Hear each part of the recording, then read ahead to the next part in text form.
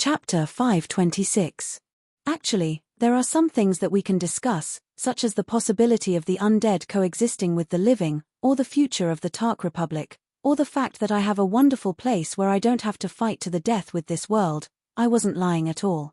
Everything I had said to conservation was 100% true. Not only had I considered the possibility of reaching a peaceful agreement with the Tark Republic, I had even considered providing the Tark Republic with a piece of land in the mortal plane. The Land of Spring isn't located in Aishi, but no matter if its population potential, future development, or resources, it won't be any inferior to Aishi's. Indeed, since the new cycle of reincarnation was gradually replacing the old cycle of reincarnation, it would be far too much of a waste to just use a piece of land as a vassal of the Hell of Hades. However, thanks to the hard work of the Titans who had the authority to create the Land of Spring, the Land of Spring was now more than 100 times larger than it had been 7 years ago. The Land of Spring was blessed by the creator goddesses, and the diligent Titans were constructing it. The gods all had their own responsibilities, but they were forbidden from directly interfering with the mortal world. Under the protection of the Four Seasons god, it was quite simple for the gods to have spring all year round. Good weather was also the result of artificial rainfall and the agricultural calendar in my magical world. Thanks to so many factors, crops grew at an insane rate. Watermelons that were even larger than pigs were no exaggeration. From a certain standpoint, since the climate, the fertility of the soil, and even the growth limits of crops could all be changed at will, how much crops could be produced per moo would depend on how daring one was. I had originally planned to use the Ark as a temporary means of escape, but thanks to the spoils from the Battle of the Hades, it could be said that the Land of Spring was already a paradise. I had never imagined that the creator goddesses and true gods who had control over the natural laws would actually be able to develop to such a degree when doing something serious. What a pity. If it wasn't for that damned holy war, what would Aishi have developed to after so many years? So it's all my fault. When I received the report, I casually sighed, and Astria ignored me for 2 months. She remained abnormally silent all this time. Even if the cycle of Hades brought a large number of newborns into the Land of Spring, this still wasn't enough in this new world where the number of newborns was increasing exponentially. Not to mention the fact that newborns needed a long period of growth before they could become laborious, as well as countless nannies and dads. Although this sounded ridiculous, since newborns made up such a large proportion of the population, not only did taking care of newborns become an important industry in the Land of Spring, it actually made the already insufficient young labor force even worse. A brand new world would require an endless amount of new population. Getting some new residents from Ike to enter the new world had long since been an option for me. Even the dead have desires. Don't tell me that you came here just for a tour. What was shown on the memory crystal ball was a world that was becoming vaster and vaster. This was the magnificent scenery of the Land of Spring. After all, illusions were meaningless to existences at our level. I can understand what the senators are thinking, but could you please consider that it's still possible for us to coexist? The great majority of wars were fought for the sake of the country and its people. Bastards who started wars based on personal grudges and ambitions would either be tyrants or incapable rulers. Their fates would always be quite pitiful. The senators of the Tark Republic were no idiots.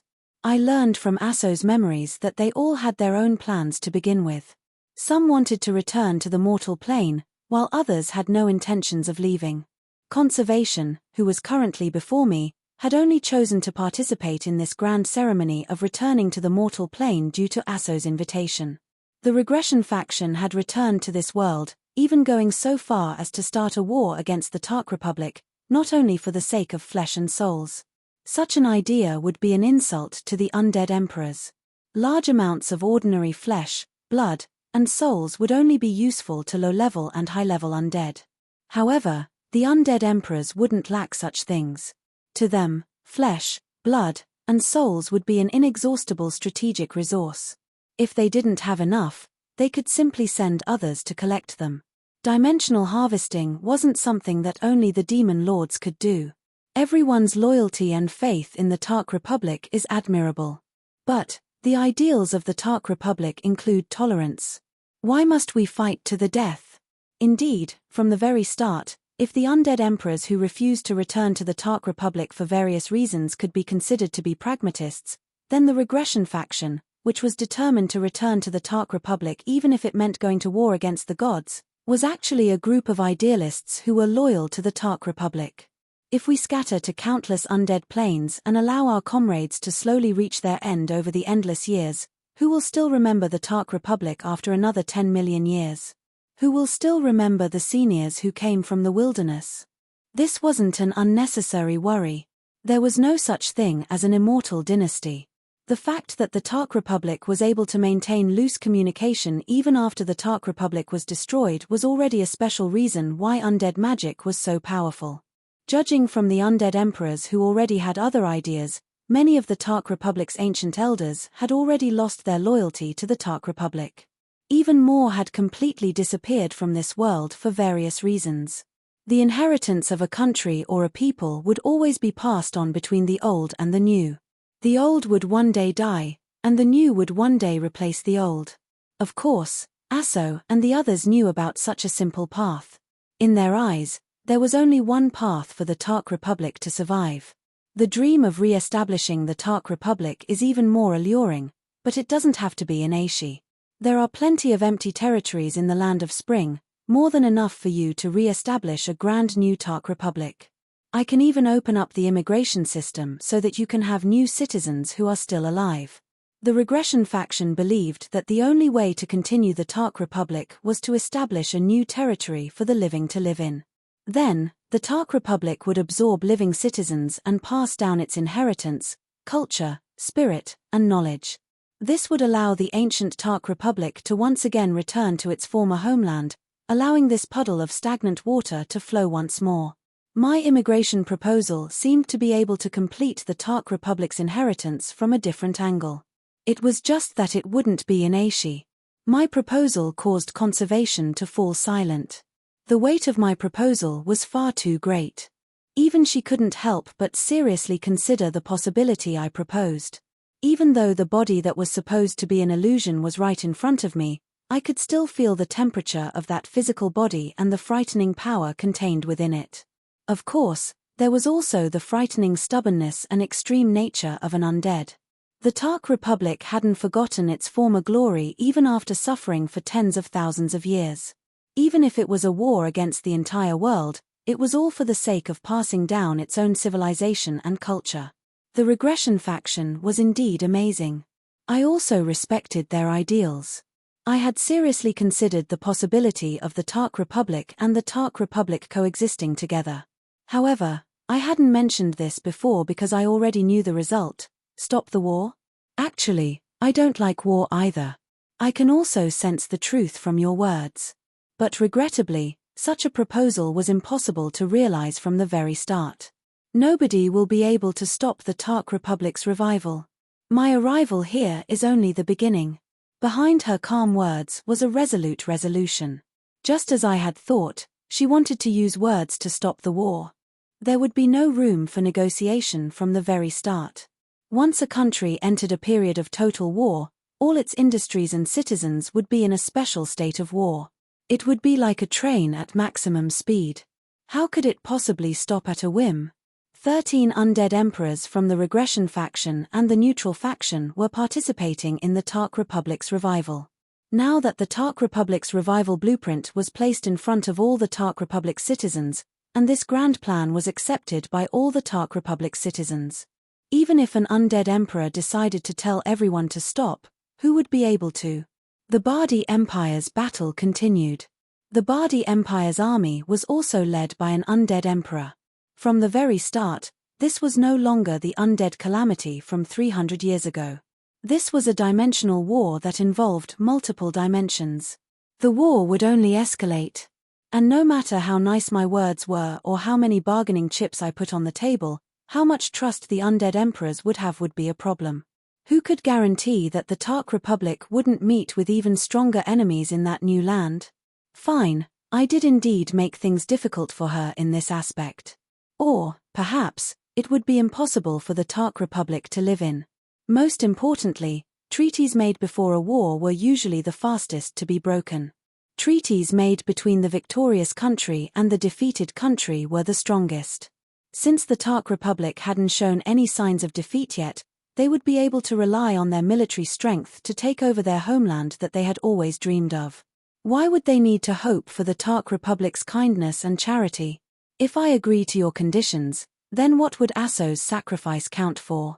Alright then, should I say that it was to be expected of an emotional woman? Even though I had already expected to be rejected, this was indeed a reason that I hadn't expected. If this war can end so easily, then what would all the people who sacrificed themselves before this matter?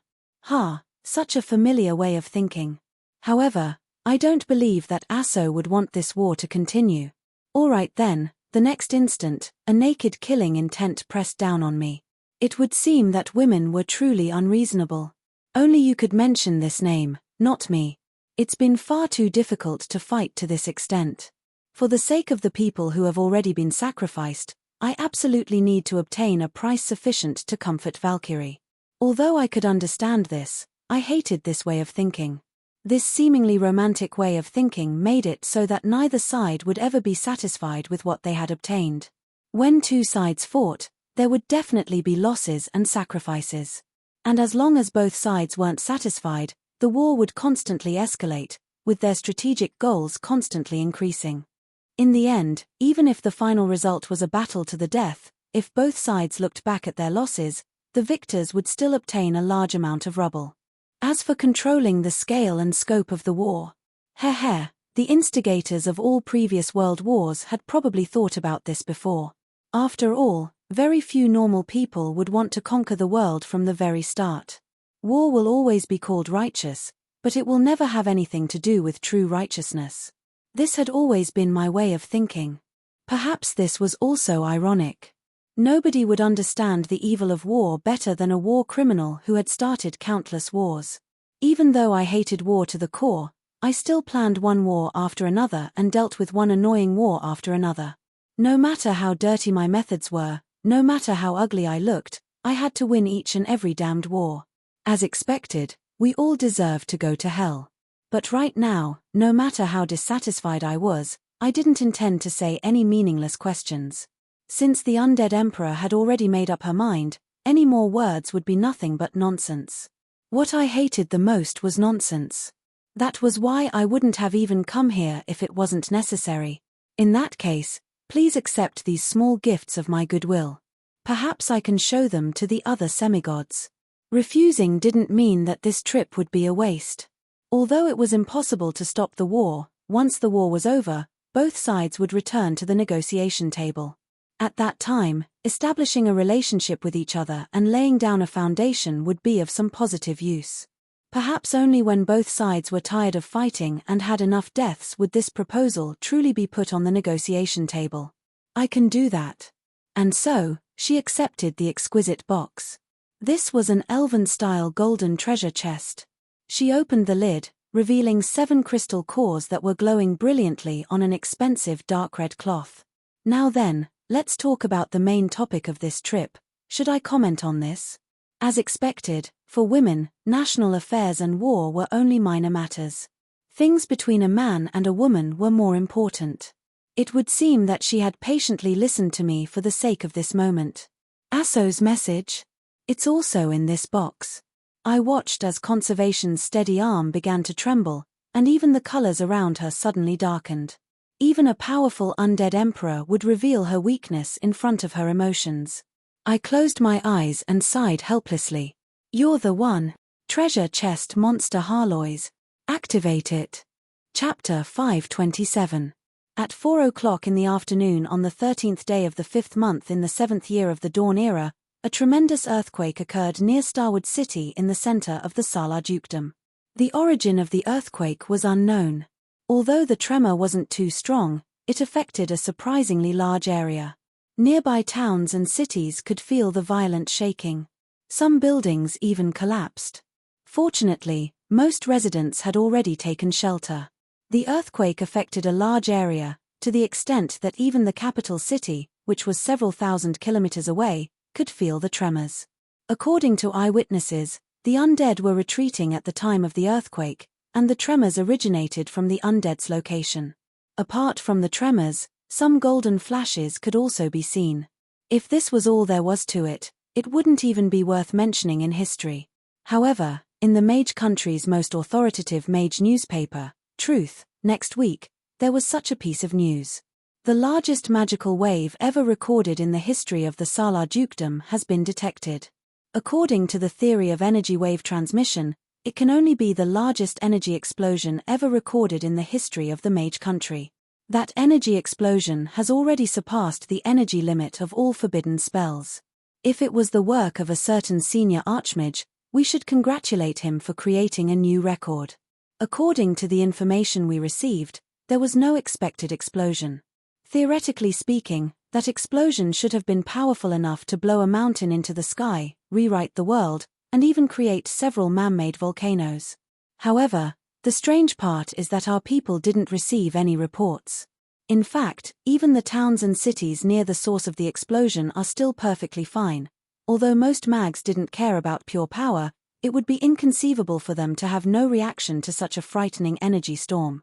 And when the classical theory clashed with the current situation, it attracted even more attention. After Truth was published, countless archmages began researching this event. Just as the magazine had guessed, everyone originally believed that some archmage had made another breakthrough and cast a powerful forbidden spell. However, there were no signs of an explosion, and there wasn't even any mana vacuum caused by powerful magical waves. There were indeed archmages present, but there were no signs of a forbidden spell being cast. This meant that either the mag's measurement methods and classical theory were wrong, or that an explosion that could blow up half a continent didn't even kill a fly. People always looked forward to the unknown. Nobody would be able to stop the mag's curiosity. However, when news spread that the mana ripples from this explosion were 7 times stronger than the most powerful forbidden spell, as well as another strange piece of news, the mags fell into a strange silence. Then, suddenly, large-scale destructive forbidden spells suddenly became a hot research topic. Even if we can only see the destructive power and the magnificence of the explosion, we can't lose to those old antiques. Alright then, perhaps it was the explosive power of a certain ancient artifact that had lived for tens of millions of years that had hurt the self-esteem of a certain mage who had spent his entire life pursuing explosives. However, 3 powerful forbidden spells had actually popped up in just 2 short years. It seemed that it wasn't necessarily a bad thing to be stimulated. Let's not talk about the boring pride of being a mage for now, and let's not talk about the historical impact of this major event known as the Starwood explosion. At the very least, the power of this explosion was recorded in history. Should be dead? I don't know. In any case, my doppelganger was directly destroyed. Also, I strongly condemn what you just said. What do you mean by treasure chest monster Heloise? The next time you put my name together with that unaesthetic creation, I'll. What are you afraid of? I feel that you're both shameless and unafraid of death.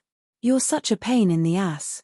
As the silly cat casually ridiculed me, she was still thinking about ways to make me afraid. Meanwhile, I was thinking about how much easier my plan had succeeded than I had expected. It wasn't a new trick to reveal one's true intentions. However, the fact that countless assassins had used this trick over and over again was proof of its excellent applicability. I would use the excuse of talking about serious matters to attract Harloy's attention. Then, I would toss out the real topic at hand. That memory crystal that contained Asso's scattered memories actually contained the incredibly dangerous Salos crystal. And, it was indeed correct to call Heloise a treasure chest monster. That exquisite golden box had been transformed by Heloise using a doppelganger. The camouflage layer that covered the real Salos crystal and disguised it as a large memory crystal was also created by Heloise. Being able to obtain such frightening power in the end was both luck and planning. Man proposes, God disposes. This time, it seemed that the heavens were finally on my side. Conservation was so excited that she immediately activated the memory crystal. She couldn't help but want to see even more as she looked at Asso's familiar voice and smile. And so, she directly activated the other 6 memory crystals. And, in order to detonate the Salos crystal, all an archmage would need to do was pour mana into it. This was a common method for most magical tools. When conservation discovered that one of the 7 memory crystals was flawed, she thought that she had accidentally damaged the crystal's properties, so she anxiously increased her mana output. An archmage's mana wouldn't be enough to activate such a high-level explosion. All he would do was act as a trigger, a switch that would cause the Salos crystal to rapidly overload. And once this process began, it would be quite difficult to stop. I didn't know if the archmage affected by the explosion would die, but it was highly likely that the archmage who triggered the explosion wouldn't survive. His physical body and the Salos crystal formed an energy circuit. Detonating the Salos crystal would be the equivalent of detonating the Salos crystal's body. It would be a complete suicide. If that was the case, then the power of the explosion would naturally be related to the caster's mana and the Salos crystal's energy reserves. However, in most situations, a mage's mana wouldn't even be worth mentioning in front of a Salos crystal's energy reserves. The explosion wouldn't change much. But this time, I encountered conservation. She herself was a treasure trove of energy, and so, when conservation discovered that her mana was furiously leaking out of her Salos crystal, she was unable to stop. I didn't know if she would recognize this Salos crystal that had once come from another civilization. But if she was still alive after this, she would definitely remember it. Of course, I couldn't possibly bet everything on the possibility that conservation would fall for my trap. If she calmly accepted the Salos crystal without inspecting it, Heloise Salos crystal would automatically pour mana into the Salos crystal and forcefully detonate the Salos crystal. I would then drag Heloise into that special territory and kill her. Of course, if things developed like that, then the explosion's power and success rate would be greatly reduced. And, it was precisely because conservation's own energy had been detonated that this explosion's power would become history. I'll transform into Princess Peach. I'll run naked together with Eaglestorm. No, I'll strip as I run. I'll run right outside the Little Fairies magazine office. I'm going to make you appear on the headlines. I couldn't help but chuckle upon hearing this. She was actually still thinking of ways to make me afraid. I didn't say anything else when I saw how proud the silly cat was. I hurriedly lowered my head. Please don't. Lowering my head wouldn't be shameful at all. It would be shameful if I appeared on the headlines. But, just as we relaxed, a sharp howl pierced through every single soul's eardrums. Roland. Damned Roland. All right then, judging from that familiar voice, our troubles weren't over yet. Suddenly, another angry howl came from another direction. This was also an incredibly familiar voice. Roland, you're here. The person that I had been hiding from all this time had finally arrived. I didn't even know where to run. Chapter 528. What if Amelia comes? Cold dish. Do you think she'll chop you up and make you into a cold dish? That's true. Should I ask her to share a bowl with me? When I mentioned Amelia, the silly cat pretended that she didn't understand my slang.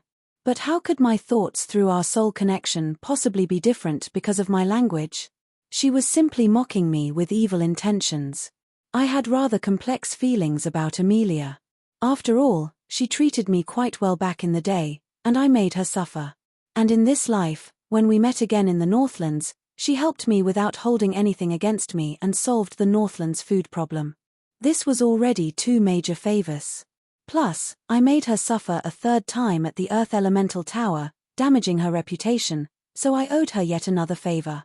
I wasn't a good person, and Amelia definitely wasn't a good person, either.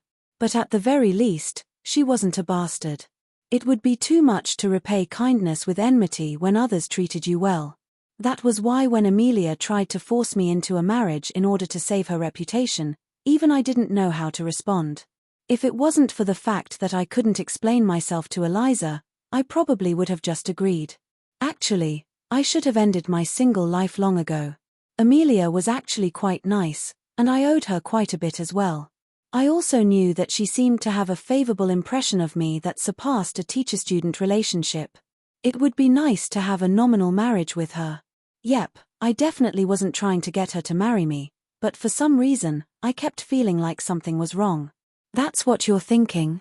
I actually thought that you'd improved. Did a dog bite your head off? Oh, you lost your memory again? And you're even having selective amnesia with evil intentions? Venerable goddess of order, are you certain that you didn't do anything to him? Why does he always forget the most important part? He's hopeless. What does that have to do with me? Besides, apart from all the bad ideas on how to scam others, there's nothing unimportant in his mind. If I really want to find something unimportant, I'll probably have to start from his personal life. I still remembered how the silly cat looked at me with disdain whenever I mentioned Amelia and felt like I owed her many favors, as well as how my system mocked me. Cough, cough, you're looking at me as if I'm a heartless man. Actually, I'm already quite old, and it's about time for me to find a partner. It's also about time for the Mist family to have a new successor. After so many years, the standards for marriage have gradually decreased. Actually, I don't have high standards for a female partner. Tell me about it. Heloise was very surprised. Could it be that this guy had really activated it? I'm actually a traditional man, so I like my other half to be more traditional. She doesn't need to be beautiful or strong. It's best if she's a traditional little woman who's gentle, kind, family-oriented, knows how to cook, and knows how to act coquettishly. It doesn't matter if she's a little stupid. She'll hand me a cup of tea when I'm tired, understand my goals a little, understand my hard work, and gently say welcome back to me after work. I'll be satisfied. All right then, I had been in high spirits as I spoke, and the more I spoke, the more excited I became. However, when I thought of the cruel truth, I suddenly realized that the more I spoke, the more boring I felt. It seemed that the women by my side were quite excellent in all aspects, but their toughness and combat strength were all a bit too high. Cough, cough, there weren't many people who met these requirements. I sympathize with Eliza. She went in the wrong direction from the beginning.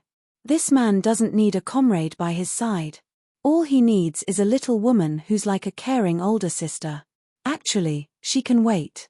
A man's standards for choosing a spouse aren't fixed. From a certain standpoint, he's probably just an elementary school student's love budding. It's understandable that he has excessive expectations for the future, but as time goes on, the cruel reality will viciously attack him.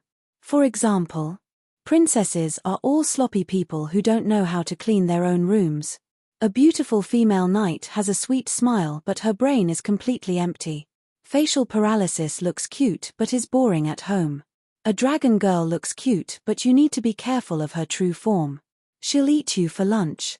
It won't take long for her to fall from a beautiful, well-educated, and understanding girl with long, straight, black hair to a girl, or even it's enough as long as she looks like a girl. Right, Kolos fits all of your requirements perfectly. Apart from the fact that she looks like a girl, she's actually still a girl. What are you hesitating for? You can use your status as your former boss to hide her in a secret room and Uniqlo. Can you not say it to my face next time you attack me? Also, what the hell is Uniqlo? How many times have I told you that Kolos is a man? Or at least, she was in the past. Yep. Although I was indeed an honorary member of Kolos fan club, I definitely wasn't tempted. Nor did I consider whether such a descendant would be mentally or physically healthy. I'm not a pervert. Don't make wild guesses. Also, no matter what, you're still a goddess. Can't you at least have some morals? Morals? I've long since been mentally corrupted by you. I remember that I was commenting on how my system's lower and lower limits were getting, while the silly cat was mysteriously depressed. Relax, I'm not in the mood to attack you. Losing to a man in terms of female charm is quite a blow to my self-esteem. Do you want to see how similar you are to this idiot's ideal partner? The person in first place is that Kolos. She's so heartless. Let me also tell you that your ranking is actually quite high, far higher than I expected. Shut up. Otherwise, I'm going to perish together with you. Perish together? Heh.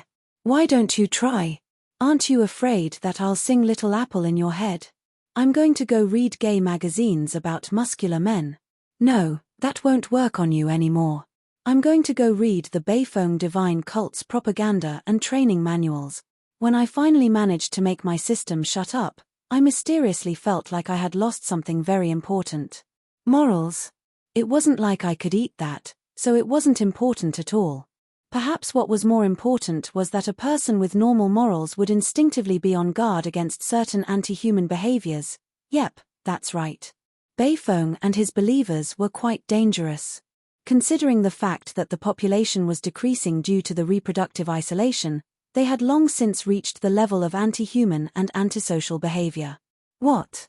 Beifeng had already broken through the reproductive isolation of different species? Randomly creating all sorts of strange mixed-blood creatures was no longer anti-human and antisocial. That was anti-human and anti-humanation. Beifeng was basically the public enemy of all the dimensions. Actually, Beifeng had already entered the top 10 of the calamity rankings and was wanted by all the countries and gods. This was already the treatment of being the public enemy of all the dimensions. I should put aside the fact that Beifeng was becoming more and more like that man whose name shall not be mentioned. However, I had rather complex feelings about Amelia. I felt like I owed her a lot, but I always felt like I was lacking something when it came to marriage. Perhaps I would still have to run away when we met. But right now, I mysteriously felt happy when I saw Amelia smiling sweetly while countless vines transformed into a forest of thorns. Behind her was a towering tree covered in black mist.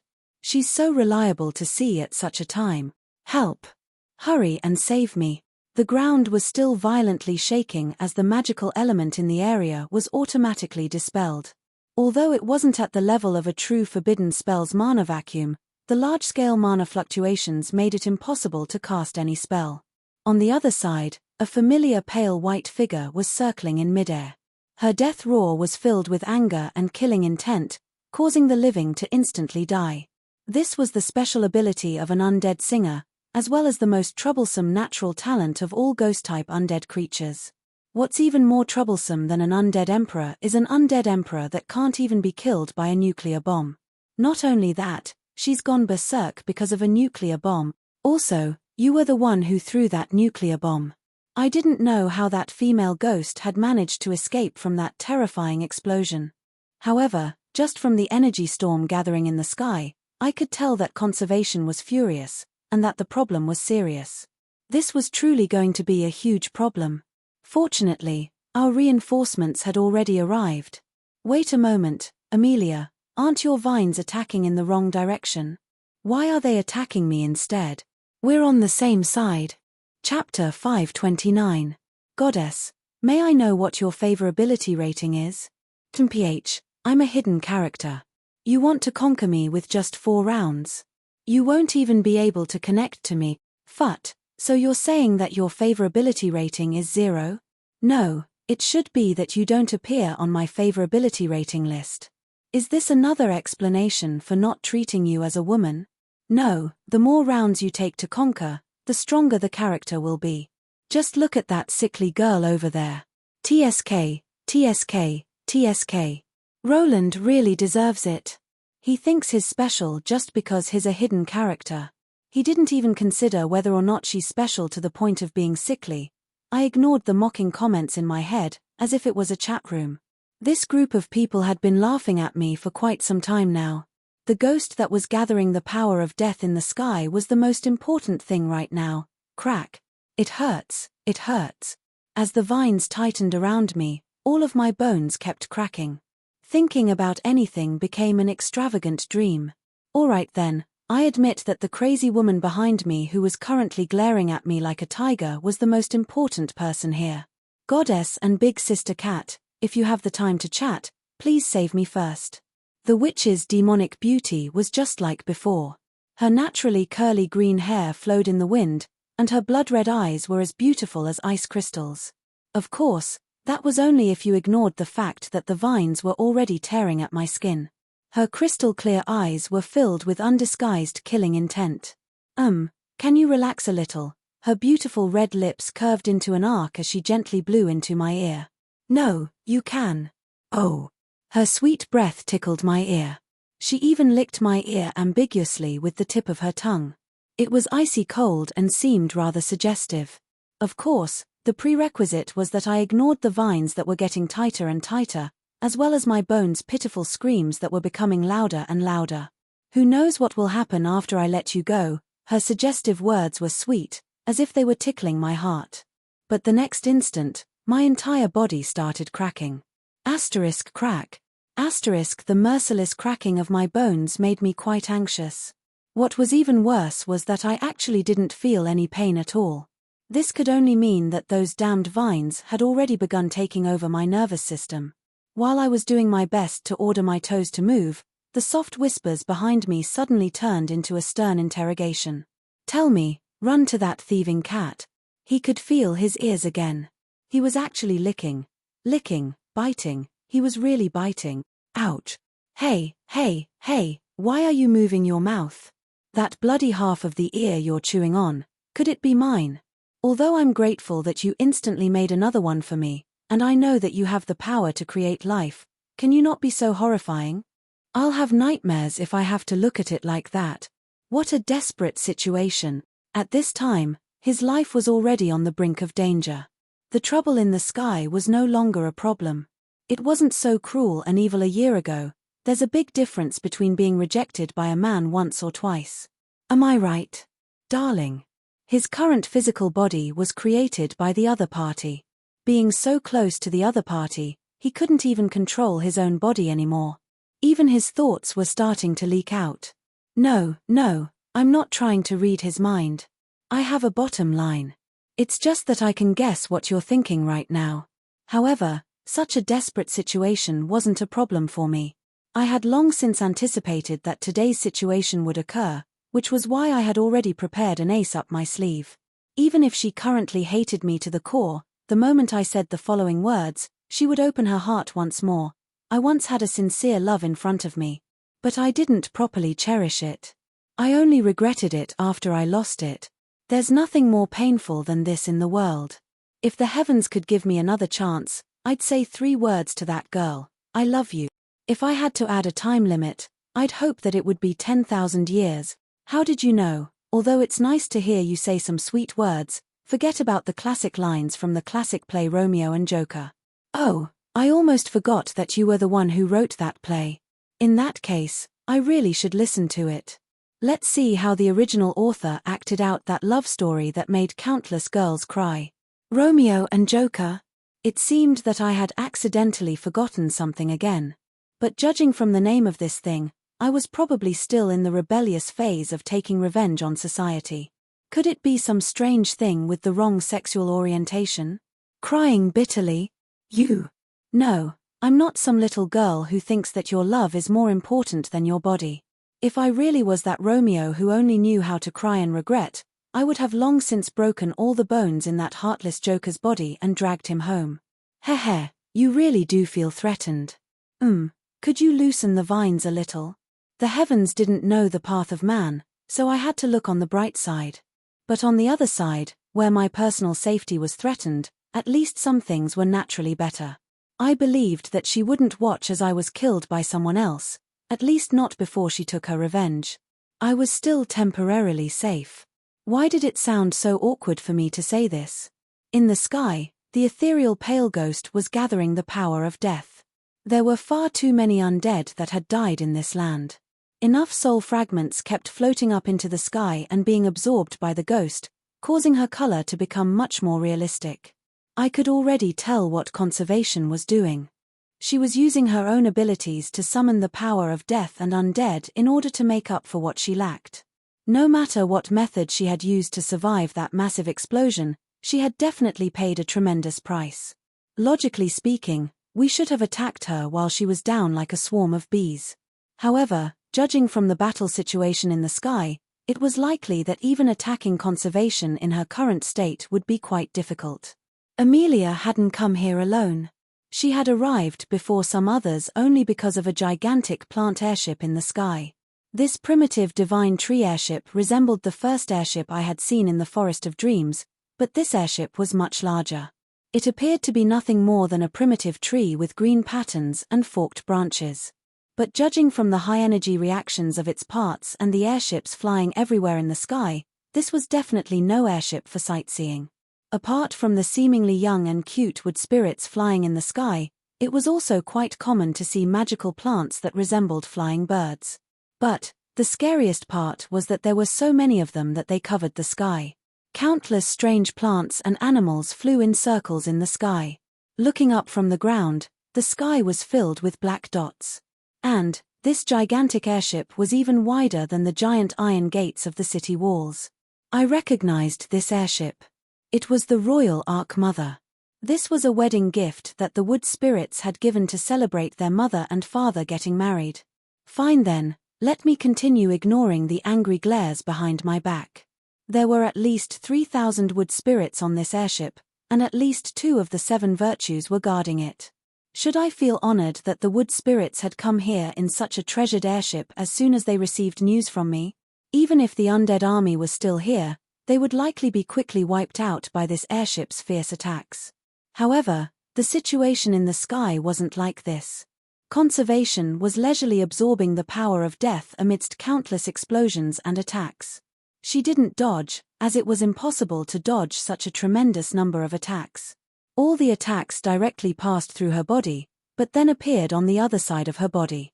Some wood spirits even got close to her and were actually able to overlap with her, as if she didn't exist in this dimension. I had seen conservation in this state before. Back then, she had been using an incarnation of herself. She was in a hazy state between existence and non-existence. Although she was unable to interfere with her surroundings, it was also impossible for her surroundings to interfere with her.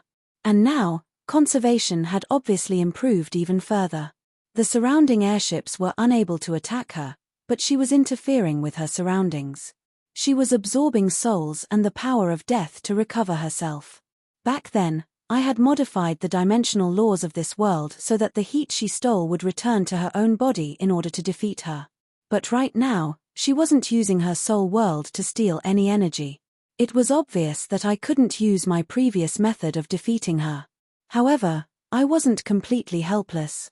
Since I already knew that conservation had such an ability, and that I might encounter her, how could I not make preparations? But the prerequisite was, Amelia, can you let go of me? I have a way to take care of her. No. Right, my dear, do you prefer to be fried or boiled? Hehe. Do you really think I can't tell that you intend to use the method I choose to take care of me? But, since you want me to choose a method of death, can I recommend one? Die of old age. You've already used this joke in Zhu Yingtai and Juliet. Why is your expression so subtle? I felt even more helpless as I listened to this name that made me want to comment so much. Not at all. I'm just curious about just how much I hated society back then. I hope that I can die with some dignity. It's so embarrassing that I'm still a virgin. Can you help me find several dozen succubi? I choose to die of happiness. Why am I feeling pain again now? It hurts. Chapter 530. While Roland's side was in trouble, the battle in the Hallet Dam Generation's ruins was becoming fiercer and fiercer. If your mission fails, use that blood-red signal flare, and we can immediately prepare for a large-scale retreat. This was what Roland had told Timlad before he left. It was evident that although Timlad had high hopes for his adventuring team and had sent enough reinforcements, Timlad lacked confidence in his team's victory. Actually, I should have gone with you, but if I left, there definitely wouldn't be anyone left alive here. Roland's expression was filled with regret. Perhaps his decision would have saved more people, but it might not have been the correct strategy. From the very start, the seemingly peaceful ruins were the most important. No matter how the undead emperors fought, it would be impossible to solve this problem. Even if conservation failed, that wouldn't mean that the undead calamity would end here. The undead emperor tower spirit, who was the mastermind behind the scenes, could easily use the undead calamity again. For example, they could find another undead emperor or elemental lord to make another sacrifice and cause another undead invasion or elemental calamity. Not dealing with the root cause of the undead calamity would be akin to treating the symptoms but not the root cause. Roland understood this quite clearly. That was why even though Starwood City's frontlines were under so much pressure, he still sent Timlad and the others to attack the undead calamity. The undead calamity's direct victory naturally attracted the undead Emperor Tower spirit's attention and troops. The undead Emperor Tower spirit sent all the war puppets it had created earlier to its allies as reinforcements. It could be said that the undead Emperor Tower spirit's current defense was at its weakest ever. Even so, Catalina and the others' ambush wasn't going well. Before the undead Emperor Tower spirit reacted, things had been going quite smoothly. But as time passed, and the adventuring team was getting closer and closer to the core, the undead Emperor Tower spirit sent more and more guards from the other floors. And so, more and more obstacles appeared in front of the adventuring team. All sorts of strange war puppets kept jumping out from every corner. Perhaps they wouldn't be able to attack Catalina, but they wouldn't hold back against anyone else. Now that the adventuring team was surrounded by moving metal obstacles, they could only try to break through with real weapons. In the face of danger, the mercenaries, who were used to bloodshed, had no room to retreat. They all knew that when enemies met on a narrow path, only the brave would emerge victorious. Stopping and holding back at this moment would mean death. Mercenaries were not very useful in large battles, but they were often experts in small-scale battles. At this time, a battle formation was much safer than fighting on their own. Under the command of their leader, they formed a temporary team. The warriors and knight classes were at the front, blocking the metal golems' attacks, while the archers and low-level mags were at the back. The few priests used their divine spells in the most limited areas. The most eye-catching was the magic knight from the north. Mary's magic sword flickered with colorful brilliance. It was like a brush drawing with the sky as its blueprint. Different elements with different colors formed beautiful patterns, such as a fire phoenix facing the sky, a wind lion roaring, or a rock tortoise standing firm. And after the pattern was formed, it would turn into a living magical attack in the next moment. The fire phoenix sword seal spewed out a sea of fire. Then, the wind tiger exploded and blew out a whirlwind. The fire increased the power of the wind, and the sea of fire suddenly rose more than a meter high and spread to both sides. Meanwhile, the rock tortoise shattered into mysterious runes, blessing the armor of the frontline soldiers. Along the way, Mary's 4 elemental swordcaster had used over 100 high-level sword seals. Apart from showing the advantages of this new class, which combined blessing, defense, and attack into one, it also made others sigh at how deep her wallet was. She had even more backup energy. And her partner, the anti-holy knight Tiana, was in a bad situation. Her ability was good at dealing with magic, supernatural, and elemental existences.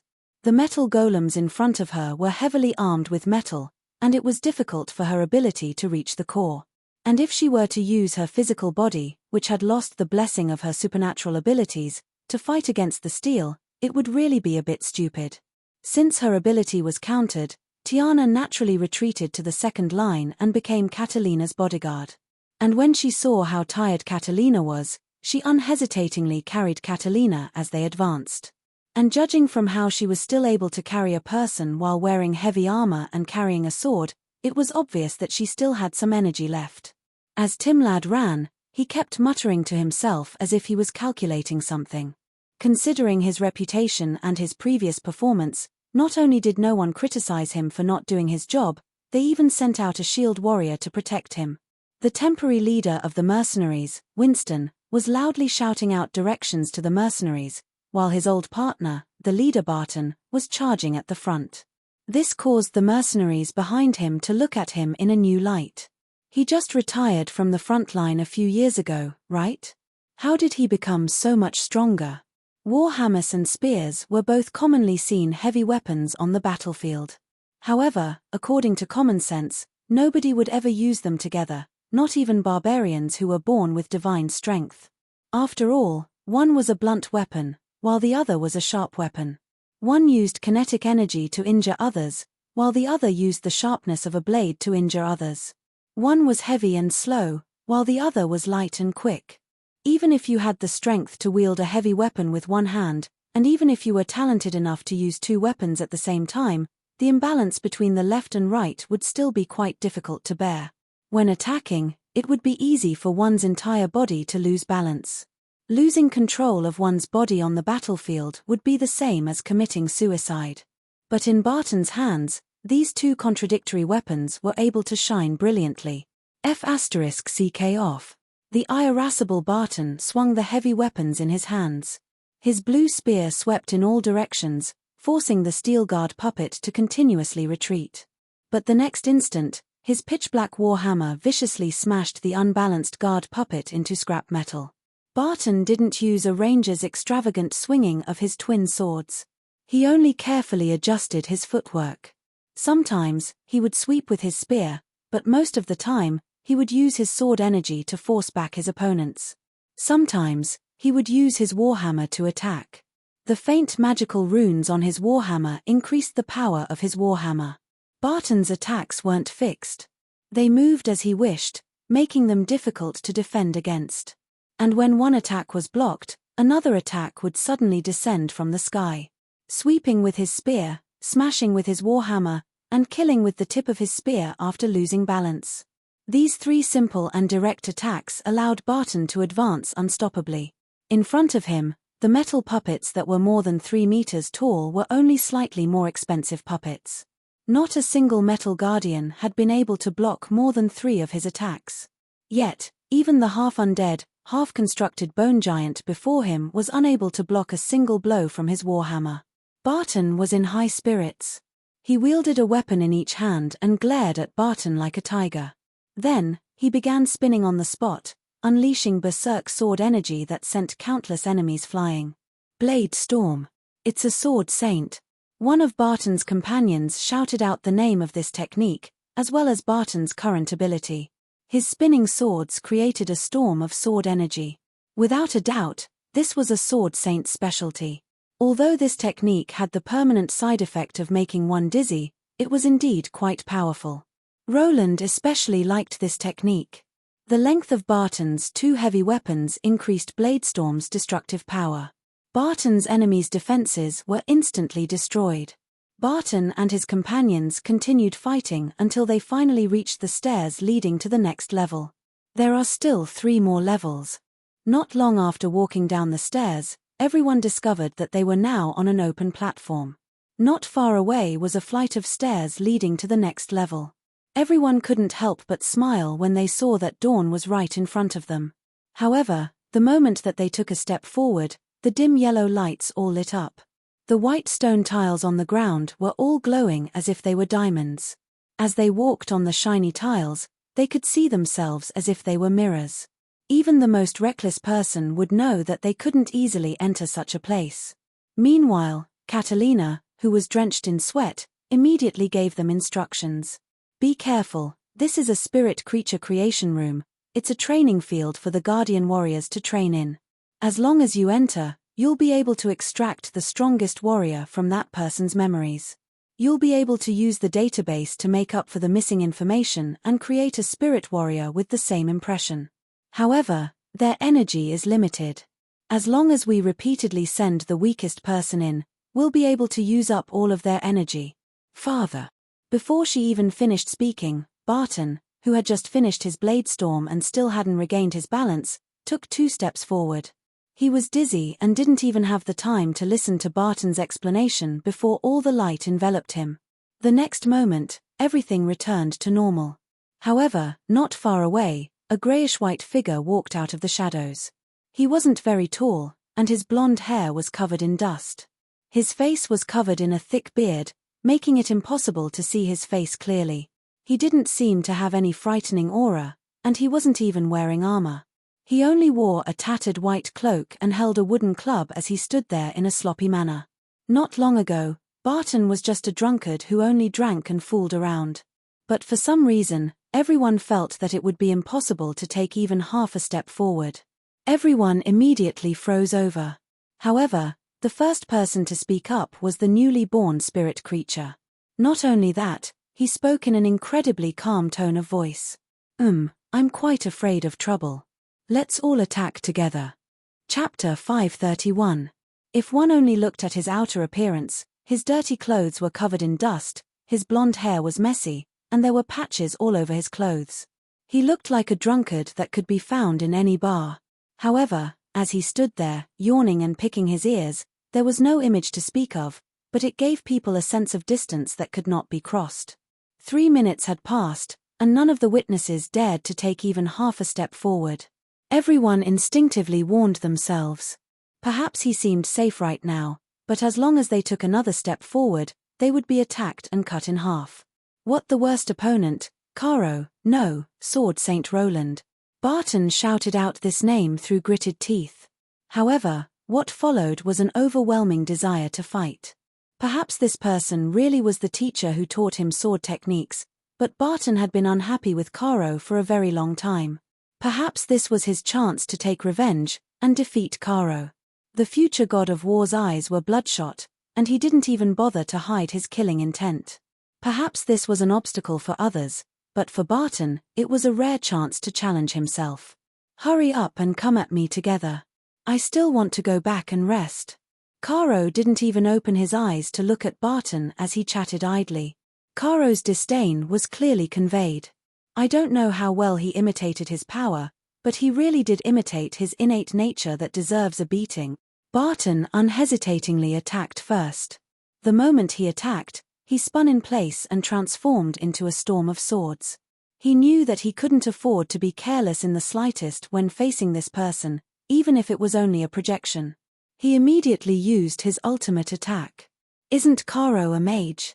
Didn't this thing duplicate the strongest martial artist in Barton's memories? Why did he appear? How could the other mercenaries not recognize Caro? He was a drinking companion that they drank together and bragged about. Although Caro had recently revealed his identity as an undead mage and seemed to have a very high status, and although they didn't know why his duplicate had appeared here, nobody believed that Barton would lose. After all, it was common sense that a person's energy was limited. Caro sounded quite young, and he wasn't some long-lived species. It was already quite rare for him to be able to accomplish something in one area, let alone dual cultivation. Meanwhile, old Barton had immersed himself in martial arts for at least 30 years. Perhaps there's something wrong with this thing. Wasn't old Barton always worried that his daughter would be abducted by Carlo? In a sense, a son-in-law was indeed the strongest opponent of a father-in-law who was obsessed with his daughter. Yes, and an opponent that will be defeated one day. Some people were making sarcastic remarks, while others looked shocked or worried. Those who truly knew that person knew how worrying it was when that person appeared in the opponent's camp.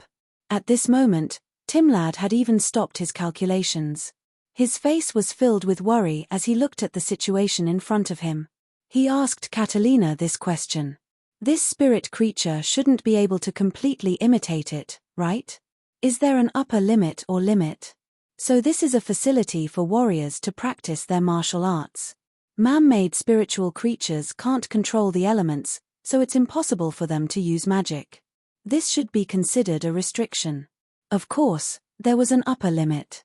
This device's ability was limited, and it could only simulate the combat strength of legend-ranked individuals at most. However, martial arts information could be extracted from the target's memories, as well as supplemented from the spirit world. It was almost a complete simulation. Actually, it didn't matter. How could an ordinary legend-ranked individual possibly be a match for my father who was a sword saint? And Carlo, he's a sickly person. Catalina was quite confident in her father's abilities, especially since Carlo was physically weak. His strength wasn't even as great as hers, and he would complain incessantly at the slightest bit of hard work. Martial arts techniques required the physical body as the foundation. In the end, martial arts techniques were just a way to strengthen the physical body and use the physical body. Due to natural differences, goblins would never be able to defeat giants in arm wrestling no matter how much they cultivated. In that case, Carlo's physical body was already weak to begin with, so he definitely wouldn't be able to pose a threat to her father. It was always good to make calculations before a battle. And, this training ground simulation abilities had both a limit and an upper limit, as well as a power limit. This should have been a good thing, but the more Catalina spoke, the more bitter Timlad's expression became. Judging from the information he just obtained, he no longer had any hopes of making a breakthrough. It would seem that there's no other method apart from using up all the spiritual creature's energy. That can't be, right? Carlo's really weak. Before he even finished speaking, Barton, who had high hopes for him, was sent flying backwards. Asterisk boom.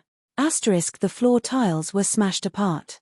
The bald old man's head was injured, and the web between his thumb and forefinger was split open. It was quite a serious injury. Meanwhile, his opponent was still standing there with a wooden stick in his hand. His eyes were closed as if he was about to fall asleep. How did he do it? In everyone's eyes, Barton had an overwhelming advantage and initiative in this battle. The spiritual creature, Roland, had only been constantly retreating, ready to tear Barton apart with his whirlwind sword. However, the next instant, it was Barton who was sent flying backwards. Timlad's recording device was replaying the scene from just now, but he still couldn't see anything. In the end, after the recording was slowed down by several dozen times, he finally saw everything clearly. He clearly saw all of Roland's movements while spinning at high speed. He lured Roland into digging a hole with his sword, and then lured Roland into stepping into his own hole. He lured Roland into self-destructing just by moving. The difference in combat techniques and experience is far too obvious. But since he saw through everything, why didn't he just use his sword to stop Roland? Why did he have to go through so much trouble? Look, not only did this spiritual creature inherit Roland's combat experience, he even inherited Roland's twisted personality. Although Timlad was inwardly commenting on Roland's strange personality, he had a serious expression. Victory was right in front of him, but he was stopped here. Of course he was displeased. Perhaps this is the worst opponent we've ever met. Father is clearly a sword saint. Isn't it said that sword saints have the ability to challenge those at a higher power level than themselves? Catalina wasn't skilled in martial arts, but she was able to compare information and statistics. As a barmaid, she had many legendary stories of sword saints defeating stronger opponents. Sword saint.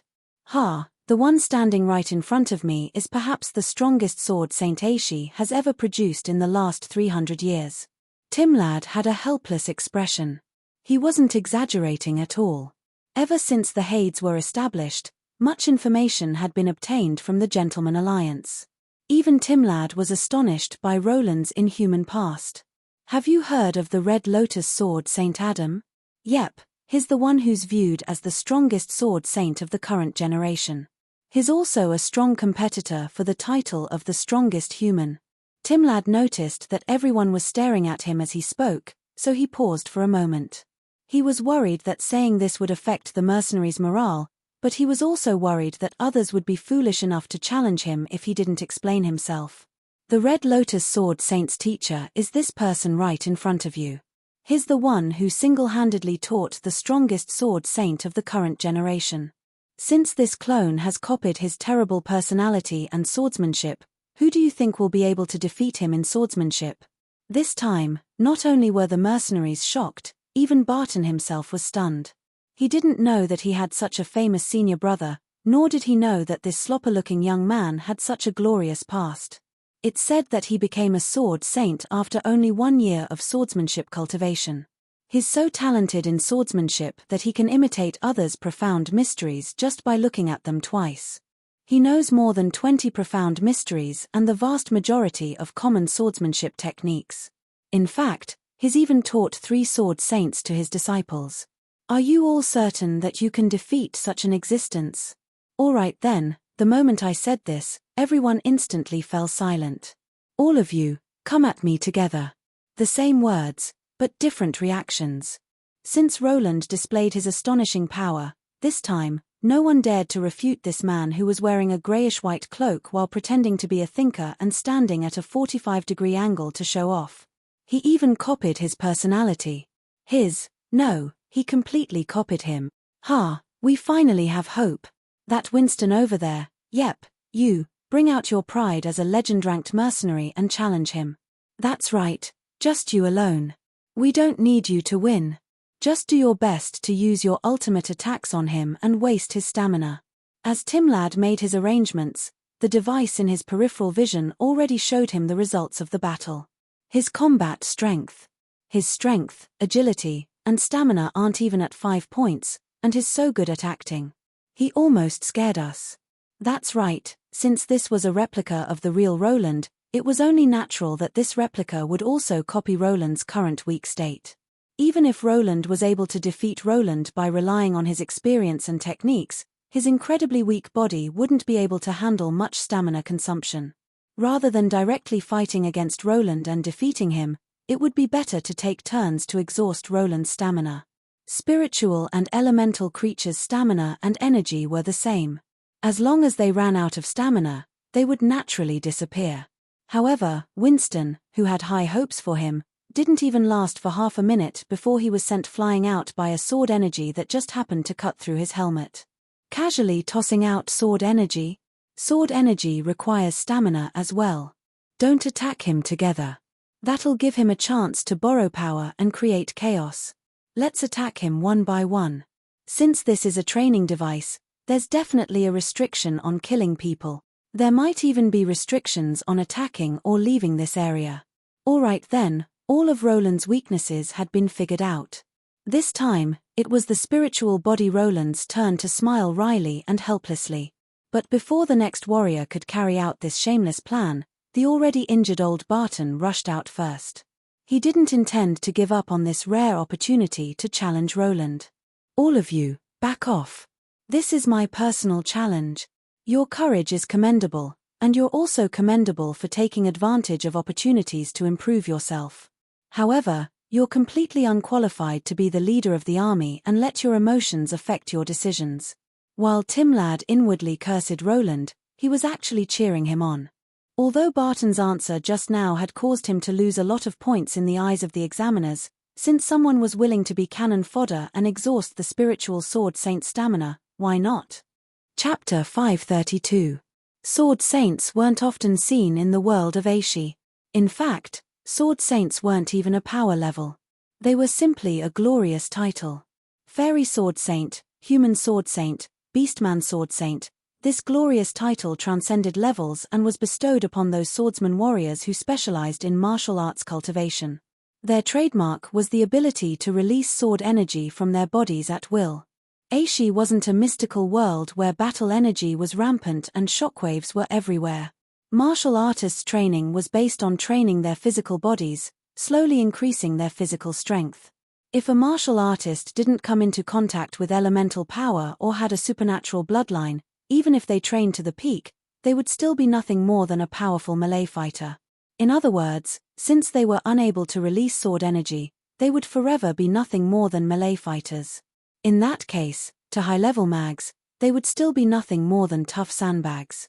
That was why even though sword energy seemed unremarkable, it was often the difference between life and death for pure warriors.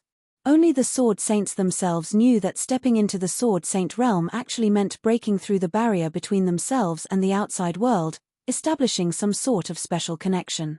Their will and killing intent would transform into actual power, and the power within their bodies would be able to transform into sword chi to injure others. It would also be possible to grasp the profound meaning of large-scale killing swordsmanship, turning the impossible into the possible. Didn't this sound familiar? The world of Aishi also had so-called saint-ranked existences. These were existences that were above legend rank. They were powerful individuals who had reached the level of saints. Their unique characteristic was that they were able to communicate with the outside world and transform their will into power that could affect reality. Everything originated from the soul. A sufficiently powerful soul's will would be able to distort the natural laws of the world and affect the world. Being able to do this would make one an extraordinary saint. Only the sword saints themselves knew that becoming a sword saint was only the beginning. There's too much of a difference. The flat training field was now littered with bodies. The mercenaries were helplessly moaning on the ground, while Roland's spirit clone was standing there in boredom. This wasn't the result of fighting for 3 days and 3 nights. Instead, it was the result of only 10 minutes. The mercenaries followed Timlad's instructions and went up one by one to exhaust their opponent's stamina. However, they discovered that if their opponents collapsed instantly, they wouldn't even be able to exhaust their stamina. In the end, they were forced into a corner, and everyone went up together. 12 seconds? Or 11 seconds? Forget it, it's meaningless. It's like an adult bullying a child. He's not serious at all. The mercenaries finally saw what a great sword saint was like when he used his full strength. Even though his arms were so weak that he could only pick up a wooden stick, a casual wave of his sword keystorm was comparable to a tornado in real life. If you were fast enough, you would be hit first before you even realized he was drawing his sword. 12 people went up, and 12 streaks of sword chi were sent down. They did not waver in the profound meaning, because the opponent in front of them was not worthy. This was blatant disdain. The incarnation didn't even bother to use its venomous tongue. It simply squatted down and yawned in boredom. Then, it looked as if it was watching a child fight with a water gun. This caused the warriors who had been through life to feel quite hurt. At the same time, they were secretly rejoicing. If it weren't for the fact that the trial grounds had a restriction against killing, there would probably be no one left alive. Barton himself was the most heavily injured person in this mess. Every time he charged forward at full strength, he would end up being distracted by his opponent and injuring himself with his own strength. Even though there was a rule that forbade him from intentionally injuring others, Roland's incarnation wouldn't hold back too much against another sword saint. And if he didn't hold back, he would be injured even more. However, Barton didn't slack off at all. He slightly bandaged his wounds and charged forward again, then flew back at an even faster speed. This wasn't because Barton had suddenly awakened to some special hobby. It was because he was the leader's responsibility. He couldn't back down at such a time. Timlad silently praised Barton behind his back. "Are you all idiots? A sword saint is training with you, and you don't even have to worry about accidentally dying? Where else can you find such a good opportunity?" Alright then, it seemed that Barton hadn't thought that much. Was he simply acting like a warrior? However, Timlad could tell from the strange smile on Barton's face that he wasn't as simple as he appeared to be. The leader's angry roar was effective. With Barton, the sword saint, taking the lead, the others all gathered their strength again. At the very least, this was a rare opportunity. Meanwhile, Timlad was busying himself in front of a device. Something's wrong. The trial grounds are locked to an activated state. Of course something's wrong. This place wouldn't normally be activated. And since that Roland is blocking our way, the Mage Tower Spirit would definitely take action as soon as possible. Compared to before, Catalina's eyes were much less strange now. However, her tone and aura were far different from the simple and honest barmaid she had been back then. This calmness isn't right. We need to immediately break through this place. Sister Winlair. Brother, I'll have to trouble you. I don't know any martial arts. Can I use magic? There's no helping it. Every minute we waste like this is more dangerous. The dragon Lich Winlair had been worried that using magic in the trial grounds would attract more trouble. That was why he hadn't done anything yet. But right when he gathered his mana and locked onto Roland's clone, a series of abnormal sounds echoed throughout the entire trial grounds. Malicious magical reaction detected. Intruder detected. Self-defense mode has been automatically changed to counterattack mode.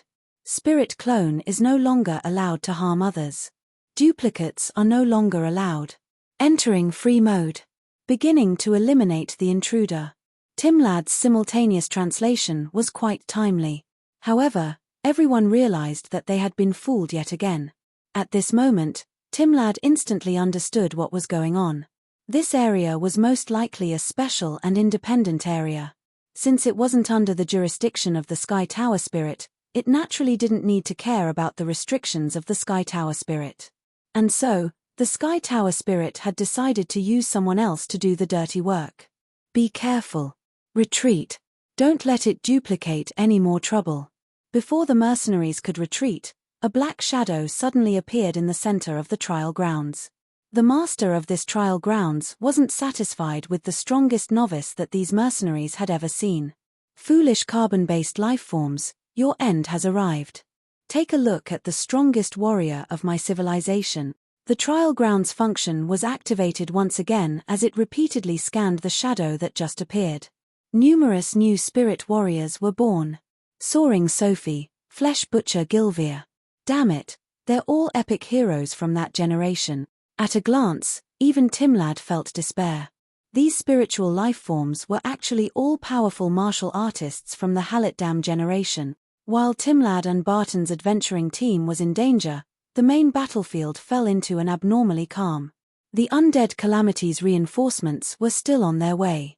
Meanwhile, Conservation was doing her best to absorb the power of death to recover. But at this moment, she discovered that the scenery around her had changed yet again. That abnormal scene appeared before her once again. Even though this pitch-black world had been ravaged by a terrifying explosion, it still existed. However, the ground had caved in quite a bit. There were even crystallized ores in the deep craters that had been blasted open. Lava and flames still flowed slowly in many areas. Thick smoke billowed in the sky, and the ground was scorching hot. This was obviously not a good place for people to stay. However, such an environment was meaningless to conservation. She knew that this world wouldn't be able to stop people from entering and leaving normally. You want to block my vision and play some tricks? Or take this opportunity to dispel the power of death? Just as she was about to leave this region, she suddenly stopped. She discovered that the power of death around her had become even denser and more delicious. This probably isn't natural. Perhaps this is a place even more suitable for undead to live in than the death plains. Is this where Yongye keeps his servants? He miscalculated this time. With such a land of death, my recovery will be much faster. Chapter 533. In an ancient legend from another world, Hell King Hades' wife, Persephone, was originally the daughter of Zeus and Demeter. However, Hades took a liking to her, and she was abducted into the dark kingdom of death. Later on, Queen Persephone was also the goddess of harvest and spring. The land she resided in was like spring all year round, and harvests were plentiful all year round. It was the only paradise for the pitch-black Hades. Roland named the world of the Hades the land of spring because of this story. However, Zeus was the god-king of the time, and Demeter was one of the 12 main gods. Even Hades, who was also one of the 12 main gods, was unable to resist Zeus and Demeter's pressure. When Hades and Demeter asked Hell King Hades for his daughter, Hades was unable to resist them directly, so he played a trick. Before handing over Persephone, Hades successfully tricked Persephone into eating 4 pomegranate seeds from the netherworld. Everything in the netherworld had its own rules. The living couldn't eat the food of the dead. Eating the food of the Hades would be the equivalent of becoming a resident of the Hades. And so, even with the interference of the God King and the other main gods, the goddess of spring was still required to stay in the netherworld for 4 out of 12 months every year. The moral of this story is that you can't eat anything you pick up from the ground, and you definitely can't eat anything that a bad uncle gives you. I laughed out loud proudly. I was quite delighted that conservation had fallen into my trap so easily. But when I thought about it, it was only natural.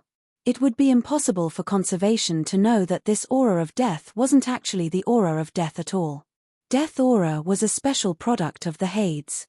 It was a new power that had appeared only 7 years ago during the War of the Hades. It was the most valuable nutrient for the undead. The undead called it the spring of grace of the Hades. Death aura contained the dimensional rules of death and the Hades. Devils could use death aura to transform into devils that guarded the Hades. The undead could obtain limitless power from death aura, and even immortality. However, of course there would be a price to pay for such an item. Conservation: enjoy these delicacies just like Persephone did. Then, stay in the Hades forever just like Persephone did.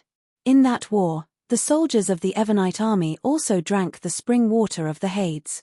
While they gained strength and immortality, they also paid a price and could never leave the hell of the Hades. However, unlike the warriors who knew and could make their own choices, I wouldn't be so kind as to explain things to conservation. Perhaps conservation was able to see the problem. However, Hades' mist was an unstoppable temptation for undead. This was the same as honey tempting a wild bear. It was an instinctive temptation.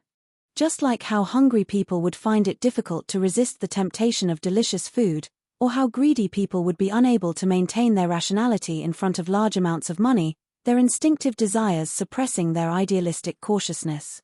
Conservation's current weakened state would greatly increase the undead's instinctive desire for the power of Hades.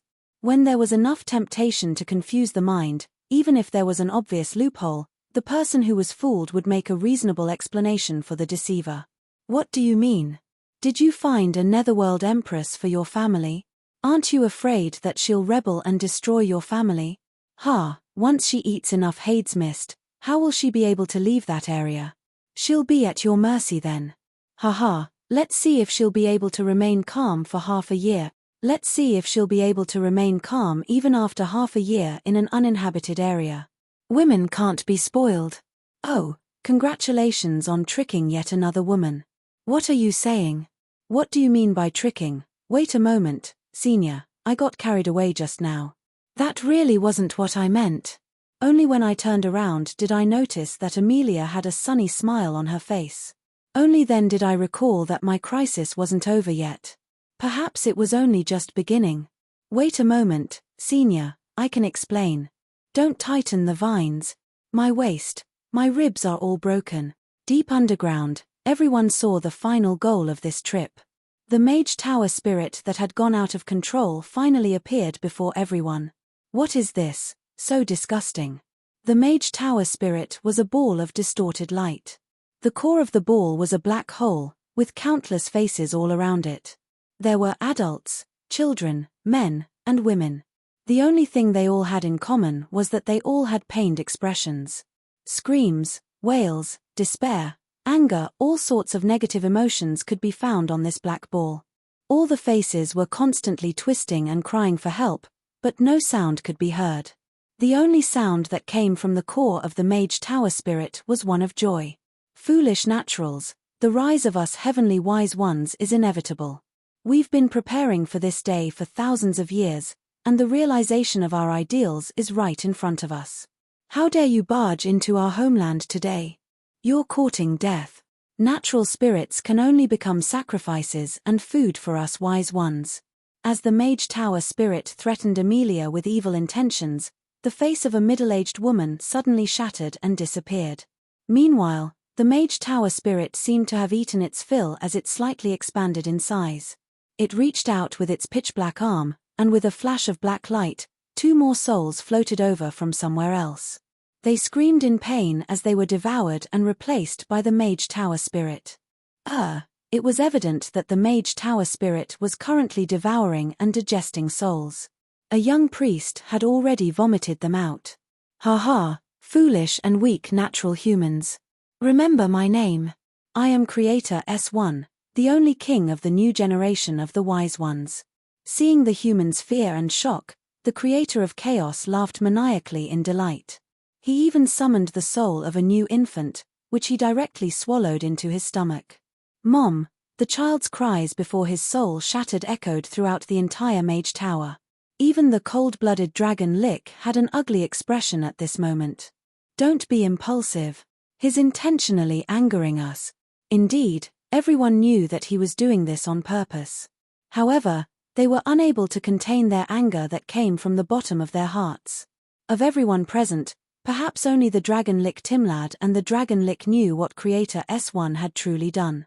He actually managed to accomplish such a feat. No wonder the Halitdam generation wasn't tolerated by the gods.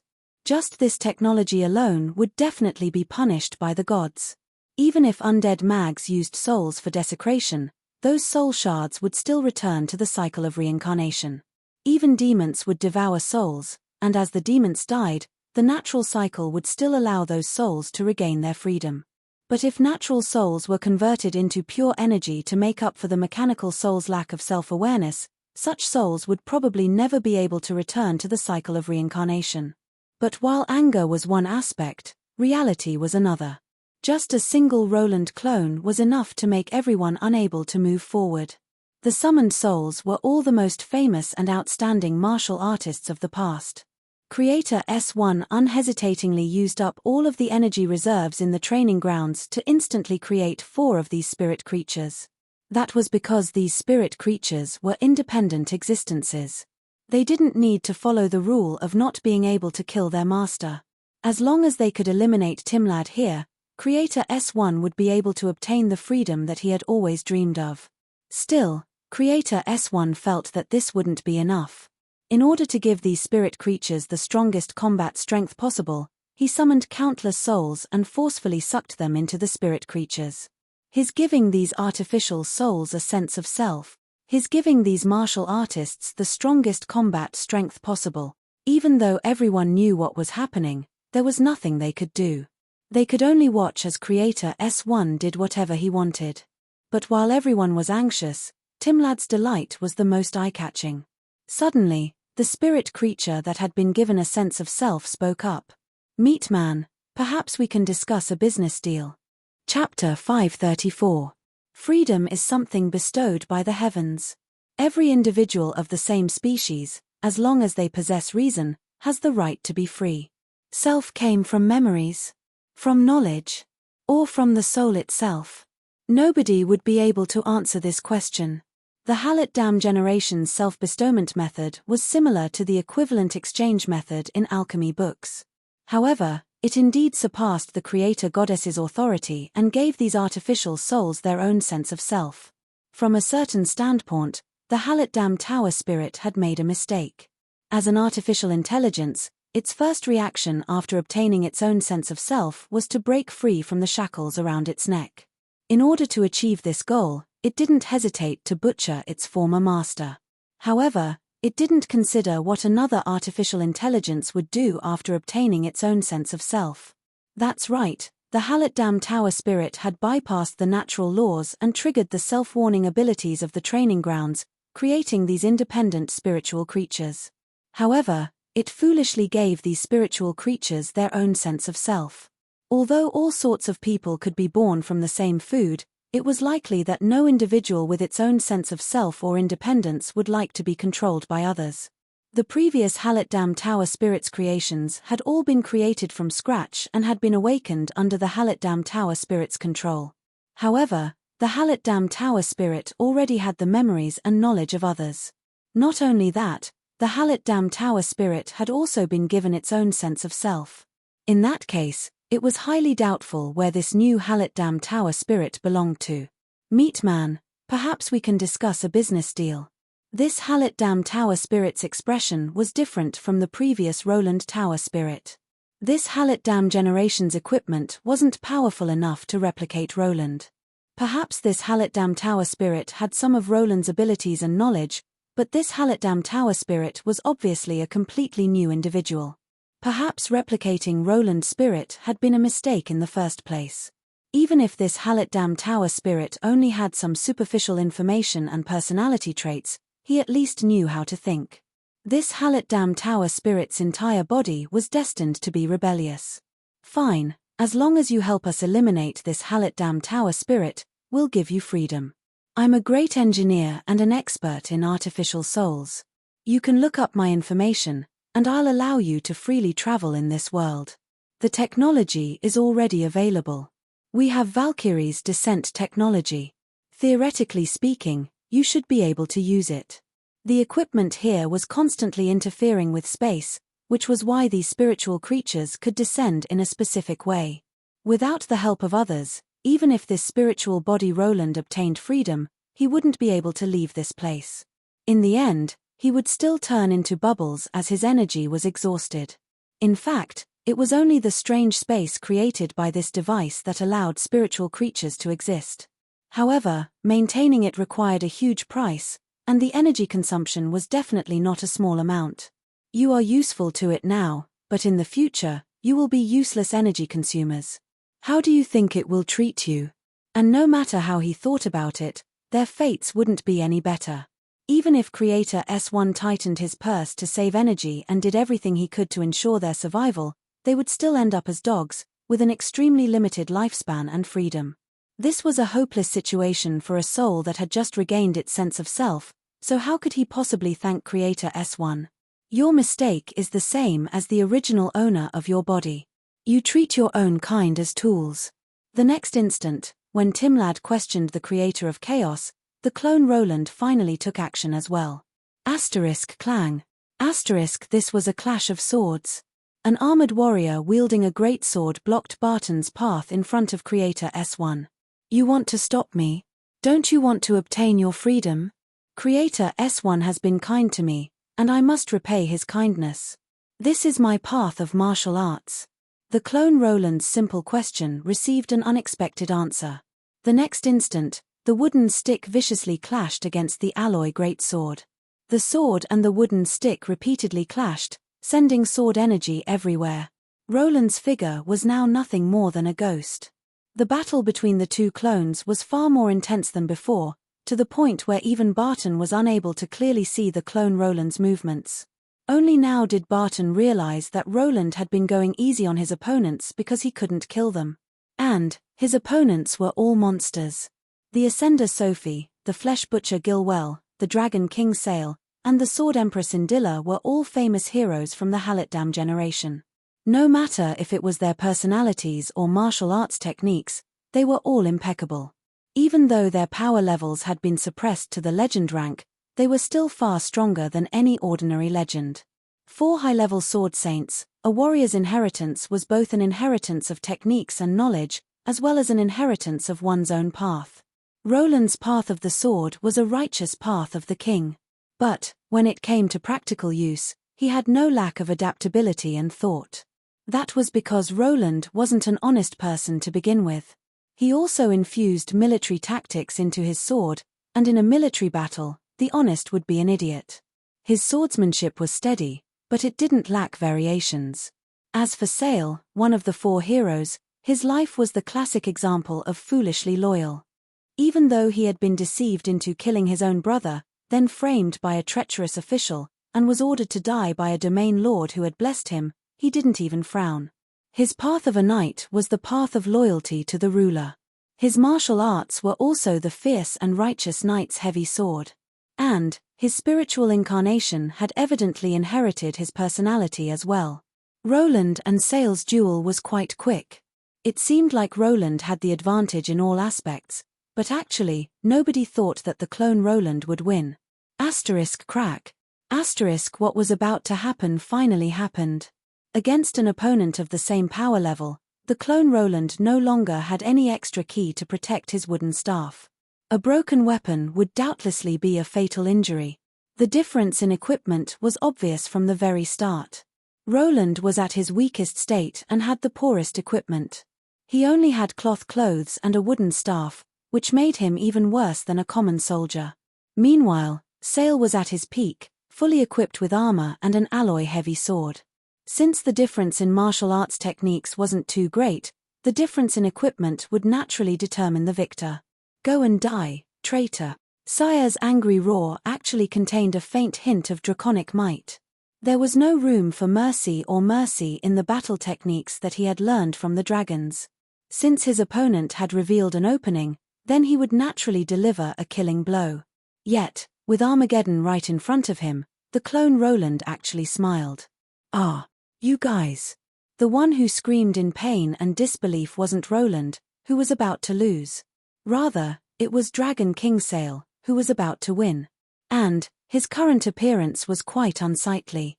The Flesh Butcher's battle axe had chopped off Sale's sword-wielding right hand, and the Ascender's chain spears had destroyed any chance of resistance. However, Sword Empress Indilla had dealt the fatal blow to Sale. That golden sword had directly pierced through Sale's heart. Even though Sale was of the same species, these spiritual heroes had no intentions of showing mercy. Perhaps it should be said that it was precisely because they were of the same species and knew how powerful Sale was that they hadn't attacked yet. As expected. The clone Roland smiled as if he had expected this.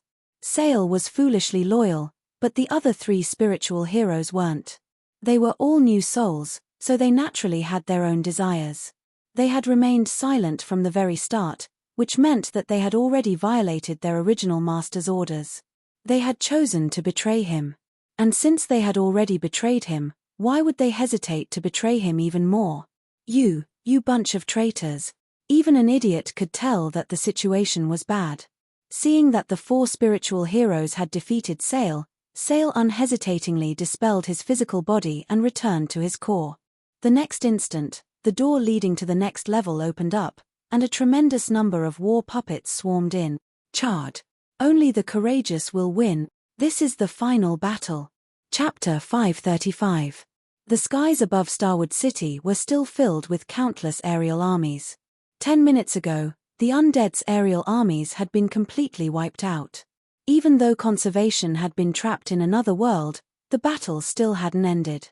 The undead army that had been trapped in that world 1 second before the nuclear bombs exploded was limited.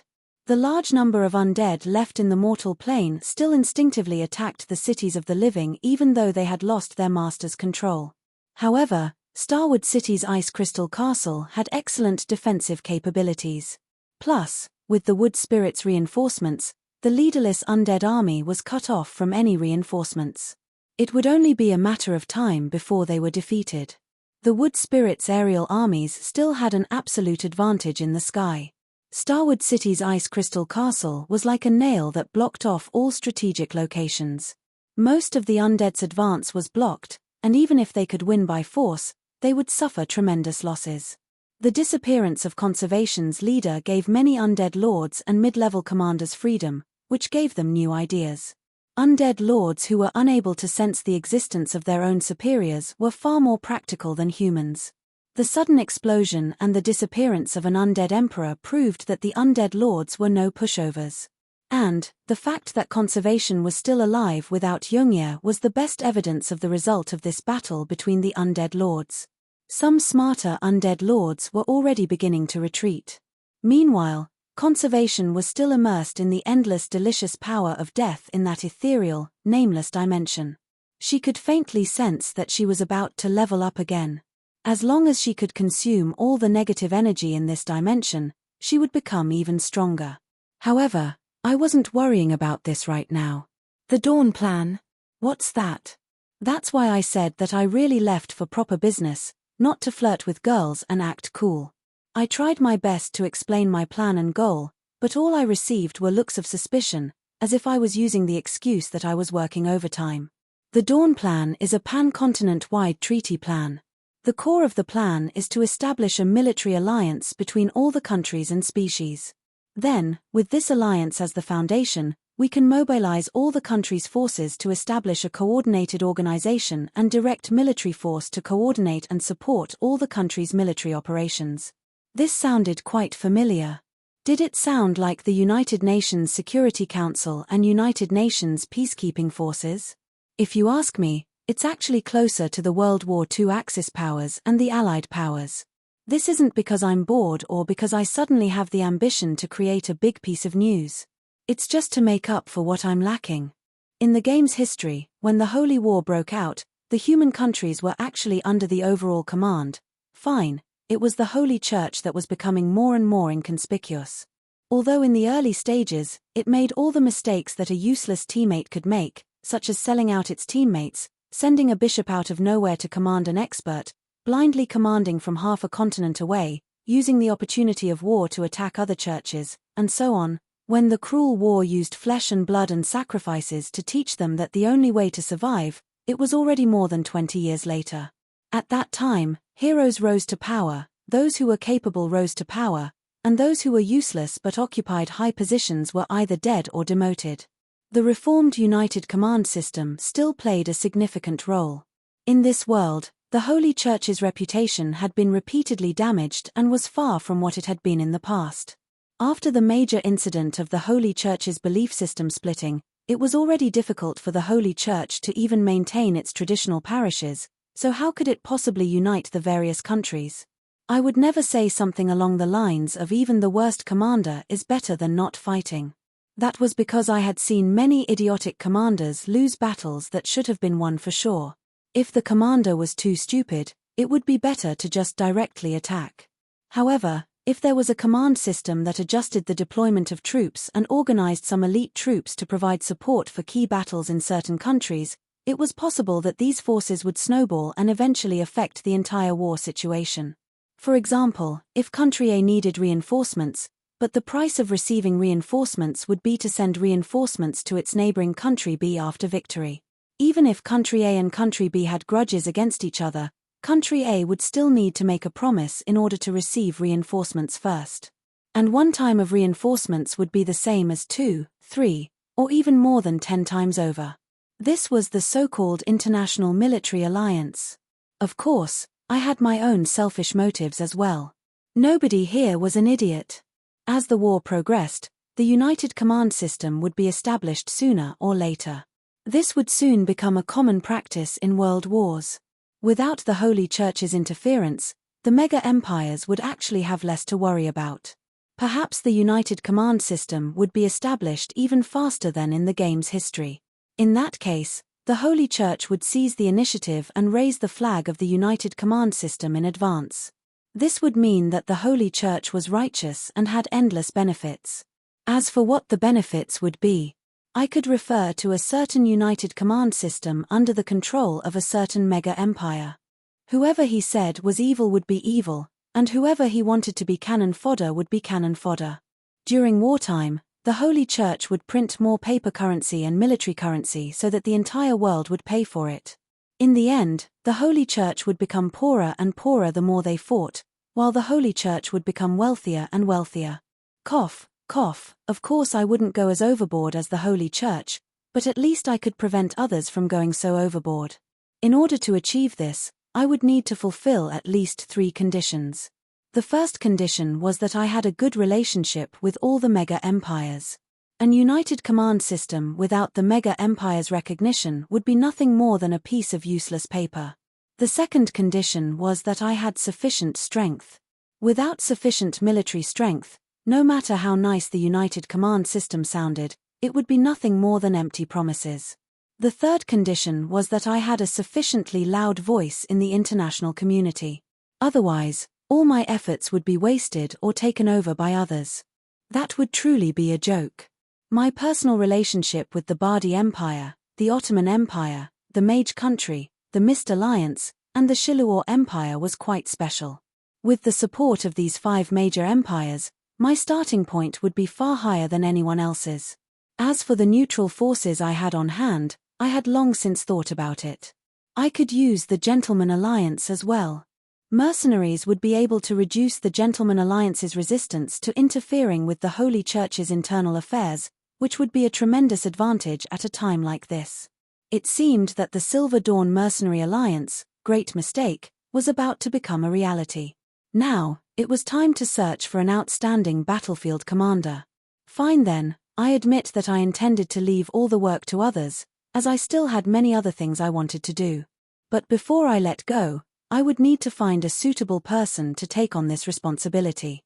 Being too close to any country's commander would easily attract criticism, which would also indirectly cause the Silver Dawn Mercenary Alliance's troops to change. From a certain standpoint, Barton, who was also an outstanding mercenary, was the perfect choice. All that was left was to test his abilities and determination. Choosing him to lead the Silver Dawn Mercenary Alliance was actually a test of his luck and strength. It was basically a graduation exam. I had already fulfilled 2 of the 3 conditions I needed.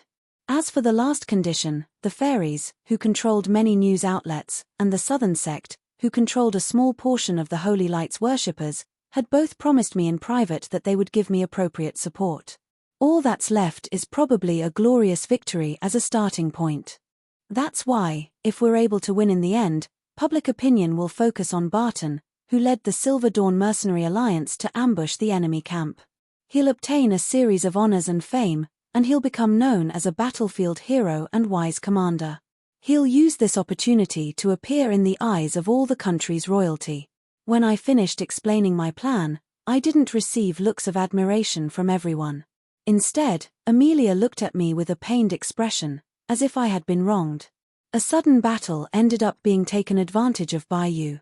Saying that you've worked so hard all by yourself for so long doesn't even begin to describe how hard you've worked. Aren't you tired? Originally, I had only mentioned such a heavy topic in order to avoid being questioned. I paused in surprise for a moment when she asked me such a caring question, and then felt rather embarrassed. Although I hadn't lied about many things, I was still far from telling the truth. I'm not tired. I just recently came up with this plan, and then I discovered that Barton's talent was quite good, so I made it. I've been slacking off all this time, so how could I be tired? Upon hearing this, Amelia, who had been full of sympathy just a second ago, suddenly smiled. Her smile was incredibly cheerful, as bright and beautiful as a blooming sunflower. Ha! Just half an hour ago, you said that you escaped for the sake of proper business, but now you've immediately changed your mind. What you're saying doesn't make sense. It seems that your dementia is getting worse and worse, and you need me to help treat it for you. Chapter 536. It was said that the power of the world would be united after being separated for a long time, and where there was peace for a long time, there would be war. Cough, cough, that sounded like a double entendre, but the meaning was correct. There would be no such thing as eternal peace in any world. The greed of intelligent creatures would never be satisfied, and the cycle of war and peace would forever be a cycle. And now, it was obvious that the world had entered a time of war. The various worlds of Aishi were in a state of chaos, with all the countries on the surface fighting each other. The entire map of Ike was filled with battlefields, but only those who paid attention knew that this was only the beginning. Many internal wars would always come to an end. There would always be a ruler in the end of the war, and the most troublesome ones would still be the demons of the lower levels of the Chaos Abyss.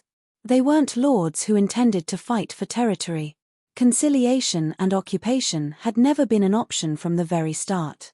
They were purely here to enjoy slaughtering, feasting on flesh and blood, and feasting on souls. Based on their usual temperament, even if they finished their banquet, this world would probably be left with nothing but scorched earth. If there had to be a victor in the holy war, it would be somewhat acceptable no matter who won. It would just be that the other species would have a harder time. However, a demon victory would be absolutely unacceptable, because that would mean the complete destruction of all other species. And this time, the demon lords were no longer restricted by the will of the Chaos Abyss. Even after the war, they might not choose to return to the Chaos Abyss. And if the demons stayed on the surface, that would basically turn the entire Aishi plane into the Chaos Abyss. What would that world become like? Would the entire mortal plane only have demons fighting each other? The largest demon gathering place in the entire universe? The entire cycle of reincarnation for the sake of mass-producing demons? The New World's burning legion? This scene was far too beautiful and realistic. I didn't dare to look at it. Negotiate and reason with the demons. What a joke. In the end, we'll see. There was no need to describe how powerful and difficult the demon lords were to deal with. Even though the Battle of Hades was basically a trap, and even though the demon lords schemed against each other and had their own agendas, only one demon lord was luckily killed in the end. To be honest, it was still unknown whether or not Ladvioka was truly dead. It was incredibly difficult for high-level demons to be completely wiped out. Recently, I heard that there were at least 7 or 8 demon lords in the lower planes who used his name to raise their armies. Apart from the opportunists who used his name to show off their power, there would definitely be several demon lords with his bloodline. And if it wasn't for the fact that he took this opportunity to leave behind some methods to revive himself, people would actually look down on his reputation as a demon lord. If I used the game's history as a reference, the Chaos faction had nearly twice as many main god-level existences as the Order faction. This was an actual difference in power level. Even though the current situation was much better than in the game's history, the reality that the Order faction was stronger than the Order faction was. Compared to the game's history, the Holy War had progressed much earlier than expected. However, what should have come had still come. Currently, the game was in the middle of the third overture, Despair Calamity. Next would naturally be the fourth overture, Return of the Demons. The demons will definitely come. That's absolute and inevitable. This is determined by their bloodthirsty and warlike nature of the abyss. The later they come, the greater the threat. That's right, the demons weren't invading on a large scale. Apart from waiting for the elemental tide to increase, there were other reasons. Out of all the battlefields, the eternal war in the San Antonio Amu Mountains was probably the one that attracted the most attention. It wasn't that San Antonio's eternal war was the largest. It was that the two sides fighting there were simply too special. 7 years ago, the great demons carried out a large-scale blood sacrifice in the Amu Mountains, summoning a demon lord and an army of demons. After that, the demons continuously sacrificed themselves in the slaughter, creating a portal to the lower planes. As a result, the demons' reinforcements became endless. At the same time, the Holy Church sent a large number of low-level war angels to the Amu Mountains. At San Antonio's invitation, the war angels stationed themselves at the frontline defense against demon invasions.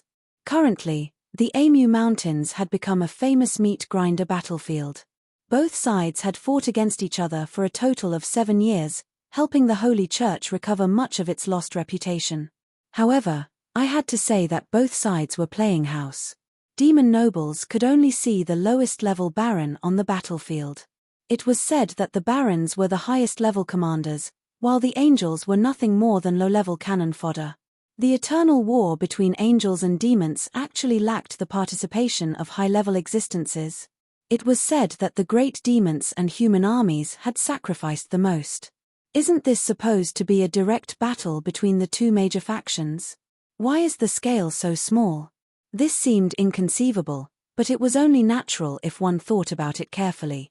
7 years ago, both sides had indeed sent out their vanguard armies, and the war was about to escalate. However, the following Battle of the Hades messed up everyone's plans. The result of the Battle of the Hades was that the God of Holy Light now had a powerful competitor.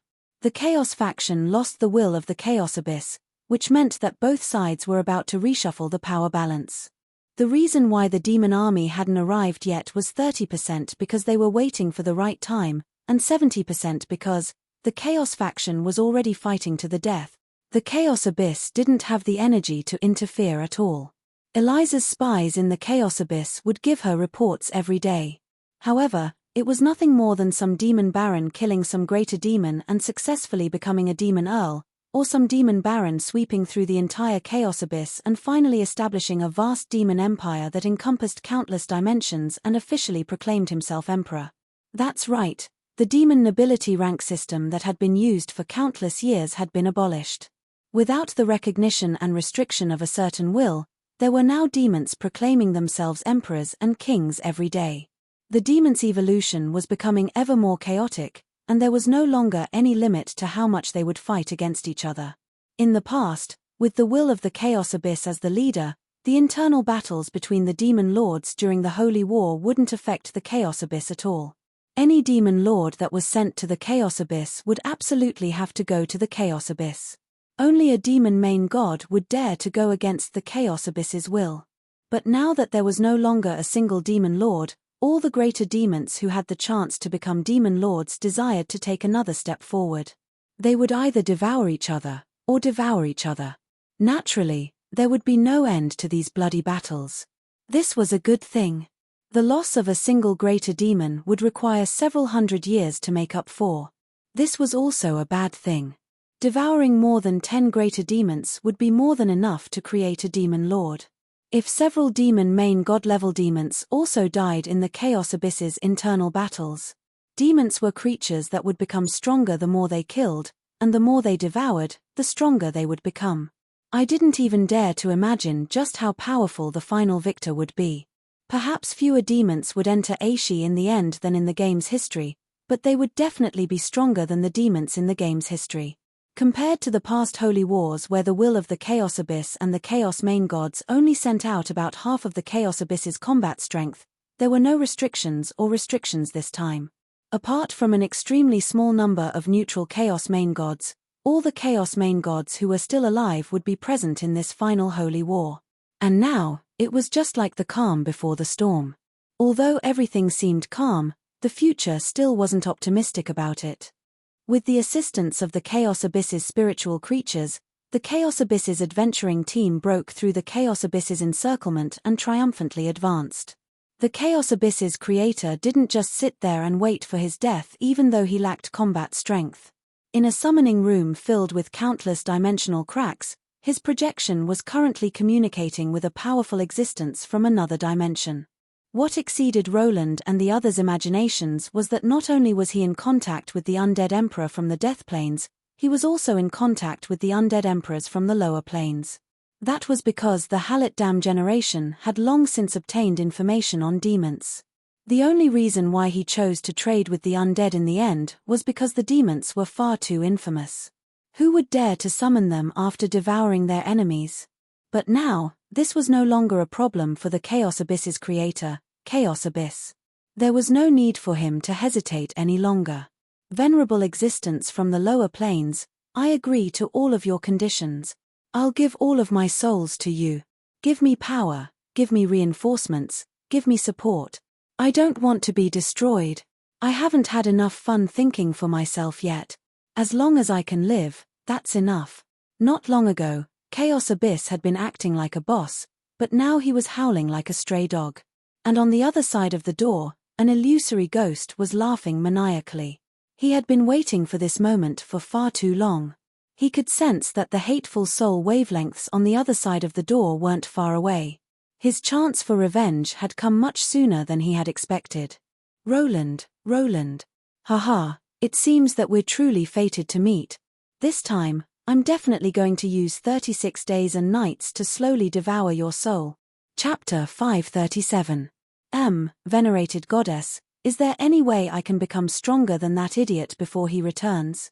Apart from large-scale blood sacrifices, anything else is possible. This wasn't the first time that I had asked my system if there was any secret method to buy credit or take pills that would allow me to reach the main god level in a short period of time, so that I could teach my unreliable younger brother a lesson. This time, I had brought up this topic again because I felt like I was lacking in power. Yes, I had barely managed to use that nuclear bomb to kill conservation, and I had used Yongya City to kill off the undead army. However, I had fallen behind in every aspect in terms of personal power level. Not to mention the fact that Cavendish was currently on a killing spree in the Chaos Abyss. Even if I was exposed to conservation, I would probably be instantly killed. This wasn't because my mage tower and personal world were flawed. In fact, they were both incredibly powerful trump cards. I was the one who was truly holding me back. If I was a semigod capable of casting Ice Eon, with my mage tower's buff and personal world's ability to block conservation, it wouldn't have been much of a problem for me to defeat conservation. Sometimes, it would be better to use your fists than to plan 1,000 times. Simple and crude methods could be more logical than anything else.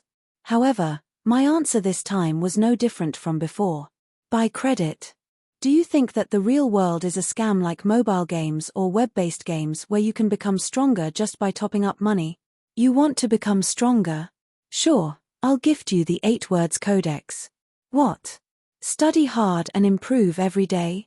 That's an outdated joke. No, it's sleep early, wake up early, and stop daydreaming. From a certain standpoint, having a voice that always criticized me for being difficult to deal with, yet I was unable to drag that voice out to beat it up, was indeed quite a torturous experience. This time, I seemed to have been lectured again without any benefits. TSK, is there really no way? As expected, it's useless. I also knew that my idea was quite unreliable. Rather than saying that I was asking, it was more like trying everything in a desperate situation. It was to be expected that I would receive such an answer. However, it was still quite irritating to see the demons growing stronger by the day. This was especially so for my unreliable younger brother. Whenever I thought about how he did whatever he wanted in the Chaos Abyss, and how he would likely become truly powerful when he returned to the surface, I would have a headache. Yes, he was definitely not depressed because he was caught by Amelia and could not escape. Actually, there is indeed a way. It just depends on whether you're willing to pay the price. Hearing this, I paused in surprise. Now that my system had taken off her mysterious exterior and returned to her true form as a remnant soul of the goddess, I actually became much less reliant on her. And now, she was actually saying that she had a way for me to surpass Cavendish. The child of the Abyss who had been fighting in the Abyss for more than 300 years. This is not magic at all. Where there is gain, there is loss. If you want to become stronger as if you're using cheats, you'll need to pay an equivalent price. That's probably the most important thing to you, the thing that you've persevered with, moral integrity. You still have that thing. Didn't you cut off the electricity and water a long time ago? TSK, as expected, I'm already lacking in moral integrity. What else is more important? Suddenly, I thought of a possibility and couldn't help but shiver. The next moment, I covered my butt and screamed in fear. You're not interested in my chastity, are you? Wait a moment, I'm saving that for my future wife. I'm a very traditional person. The true name of the spring of the drowned woman is the spring of the goddess of beauty's blessing. I can exchange for 2 portions of the spring of the drowned woman. Yep, when you're asleep, you can use it on your face. No, when you're thirsty, you can exchange it for your cup of water. Actually, everyone misses Princess Peach. Sorry, goddess, Please pretend that you didn't hear my joke just now. Think it over. Cavendish is the child of the abyss. Aren't you the same? I fell into deep thought upon hearing this. Actually, my system's notification was quite clear. I just didn't want to admit it. Let me think it over. It's so difficult to make up my mind this time. Just as I was hesitating, I sensed a familiar power fluctuation appear not far away from me. This fluctuation seemed to be coming from the mountain where the ruins were located. It's so damp that it's disgusting. It's just like ordering Western food at a restaurant and getting 2 bowls of stinky tofu. Arfu the crossdresser? Sophocles the deceiver? What the hell is Arfu? Also, what's with that nickname? Even if you remember him as Sophocles the deceiver, it's still quite normal. Sophocles swore to the river Styx that he would take revenge on you, but not only did you misremember his nickname, you even misremembered his name. Do you look down on him that much? No matter what, he's still a main god. He will cry. Demons will cry as well. Do we have a grudge against each other? Why does he have to take revenge on me? I did my best to recall, but I couldn't remember how I had offended Sophocles. Didn't we sign a temporary peace treaty during the Battle of the Hades? Did you forget? According to your plan, the Chaos main gods retreated from the Hades through the dimensional door to the Upper Planes mountain paradise. Yep, that's where the god of holy light and his follower gods reside. It's said that when Sophocles returned from the Upper Planes, his entire body was ignited by holy light. He burned like a torch for more than a year. Now, he has the nickname of the Burning Lord. His army has also changed its name to the Burning Legion. It's said that this is in order to remember this grudge. The Burning Legion has returned. How many times has it been? How did that boss die so many times already? I keep feeling like this joke is getting too dangerous if I keep talking about it. Let's stop here. Even though I didn't believe that a main god-level demon would be able to descend into this world right now, if it really was Sophocles the Deceiver, it would be no small matter for him to send out a few demon subordinates with noble status. As long as a demon army appeared, if it was the Burning Legion, it seems that we've gone too far this time. The Burning Legion isn't an opponent that those brats can deal with. I thought about Barton and the others from the Halletdam generation. They were probably facing the demon army right now. I paused in surprise for several seconds before I drew a cross at the sky, closed my eyes, and clasped my hands together in prayer. Barton, you're so unlucky. You met the final boss on your first mission. Rest in peace. I shall take revenge for all of you. Right, what's the god of holy light's phone number? What's his zip code? There are demons here. What's he doing as the god of holy light? Hey, they're still alive. How about you think about saving them first? Don't try to shift the blame from the very start. What does this have to do with Barton's luck? You're obviously the one who attracted the hatred. They were all dragged into this because of you. Even if someone has a lucky, it's all because of you. Also, who are you praying to? Which god in this day and age would be so impatient as to accept your prayers? Don't tell me that you're praying to the god of holy light. Ha, you guessed correctly. I've been chatting with the god of holy light quite often recently. It's actually quite interesting. Just as I was about to explain how fun it was to make harassing phone calls to a true god, I was suddenly interrupted by a shout. Actually, we can still save them. Boss Roland, stop chatting and hurry up and save them. Apart from my system's comment, I could hear Timlad's cry for help from my communicator. At the same time, I could hear the sounds of fighting and explosions. Strange, there's even the sound of sword energy being released. A demon sword saint.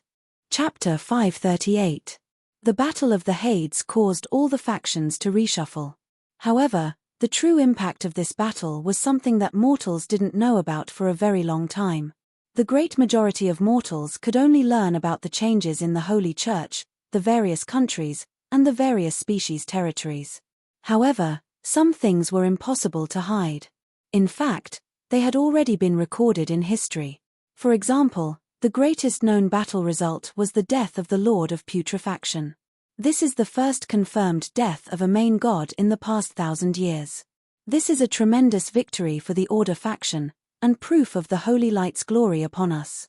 The Holy Church's propaganda was as shameless as ever. But at the very least, they learned their lesson from last time and didn't credit the God of Holy Light with the victory. Otherwise, the Hades faction would have also publicized the grand occasion of the God of Holy Light's incarnation appearing alongside a demon main god on the battlefield. The death of a main god-level demon main god was probably the greatest battle result of this holy war. If one only looked at the results on paper, it could even be said to be the greatest victory in the past 1,000 years. But what mortals didn't know was that the number of main gods who participated in this Battle of the Hades actually reached the double digits. The Lord of Putrefaction was only the most unlucky of them all. Or perhaps it should be said that he was the greediest. Due to his greed, Ladvioka was probably the main god who had invested the most into the invaders. Although he indeed posed a tremendous threat to the Hades faction, he doubtlessly received the strongest counterattack. It was only natural that he died. After all, Roland had already predicted that a main god would come, so he naturally had prepared a trump card that would be sufficient to deal with a main god. Although Ladvioka was killed off, it was nothing more than a shot to the head. He also used up a lot of my trump cards. The other main gods are far more sly. They only work for us but don't do anything. The ones who secretly work with us are all sly old bastards. It can be said that Ladvioka is the only one who's truly moved.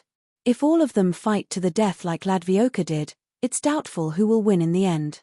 When I thought of this, I couldn't help but laugh. The nature of the Chaos faction had long since determined that even though they were powerful, they would still put themselves first. Fighting together against a common enemy without any regard for personal gains and losses was completely inconsistent with their nature. This assumption was impossible from the very start. If I had to make such an assumption, I might as well assume that the Chaos faction wholeheartedly participated in the Holy War. Considering the tremendous difference in power levels between the Order faction and the Chaos faction, the Order faction had long since lost any hope of survival. Wait, it might not be completely impossible. The very nature of the Chaos Abyss determined that it was impossible for the Demon Lords to form an allied army that trusted each other. However, this didn't mean that they couldn't become the most dangerous invaders under the pressure of a single will. There was still order in the Chaos Abyss. It was the physical manifestation of the law of the jungle, the law of the jungle and the law of the jungle. Although this was quite primitive and unreasonable, it was indeed effective. And when a Chaos main god was being beaten to the point where he couldn't even breathe properly, it was impossible for a Chaos main god to have much moral integrity. Those who needed to submit would submit, and those who needed to submit would submit. Previously, with Cynthia's restrictions, the Chaos main god's internal conflicts were limited in scale. Although this reduced internal conflicts, it also limited the possibility of a Chaos main god being born. The laughable situation of only having a crown prince without an emperor was actually viewed by everyone as normal. This was quite obvious that there was an Emperor Emeritus who didn't want an emperor to inherit the throne. But now, Emperor Emeritus Cynthia was no longer here. It was easy to predict that the demons would definitely beat each other's guts and brains out. Then, when the demons were certain that they would all die together if they continued fighting, the final victor would be decided. In order to track down the demons, one or more of the demons with the strongest muscles would take over. The eternally chaotic demon armies would finally have a true Chaos main god leading them this time. But even so, I didn't seem to be able to do anything apart from raising the danger level of the Chaos Abyss even higher. Even the devils wouldn't want to go to the Chaos Abyss. Even the purest angels would naturally become corrupted if they stayed in the Chaos Abyss for too long. Apart from the idiotic demons who only thought about eating and killing, as well as the insane evil cultists and war maniacs, nobody would like the Chaos Abyss. It'd be great if I could insert a spy into the Chaos Abyss. Perhaps I could toss Renee, who has a demon bloodline, down there. Although I was scheming in my head, I wouldn't show it to my face. Of course, I was only saying it casually. After all, although the Chaos Abyss was a great place to train people, it was far too unlikely for them to return alive. As the Queen of the Mist Kingdom, she was quite important in the mortal plane. And if I really tossed her down there, I would have to worry that she would learn from a certain person. Actually, Eliza would have been a good choice. But, apart from the fact that I was currently avoiding her, if she really went down there, the main gods of the Hades would happily tear her apart. After the Battle of the Hades, although I had evil intentions in opening the door to Mountain Paradise, the main gods of the Chaos Abyss had still successfully returned. And after I personally intercepted Cavendish, the Flame Sea Marchioness position in the Chaos Abyss had already been exposed. An existence like her was connected to the Fire Seaplane to begin with. It would be impossible for her to hide in the Chaos Abyss. Allowing her to go down there would truly be the equivalent of murder. Actually, I know someone who can not only survive there, but they can also live quite well there. If that's the case, not only will they be able to affect the situation in the Chaos Abyss, they might even be able to make the main gods of the Chaos Abyss suffer. Who? I was rather astonished. Why didn't I know that I had such a capable subordinate? She was actually able to live freely in the Chaos Abyss. Roland missed. Heh, you're making me suffer again. However, I swallowed my sneer of disdain. But, when I thought about it, I realized that Roland was right. My current power level wasn't very high, using the main gods of the Chaos Abyss as a standard, and existences of my level were quite common in the Chaos Abyss. As long as I didn't attract the attention of the main gods, I would at least be able to protect myself.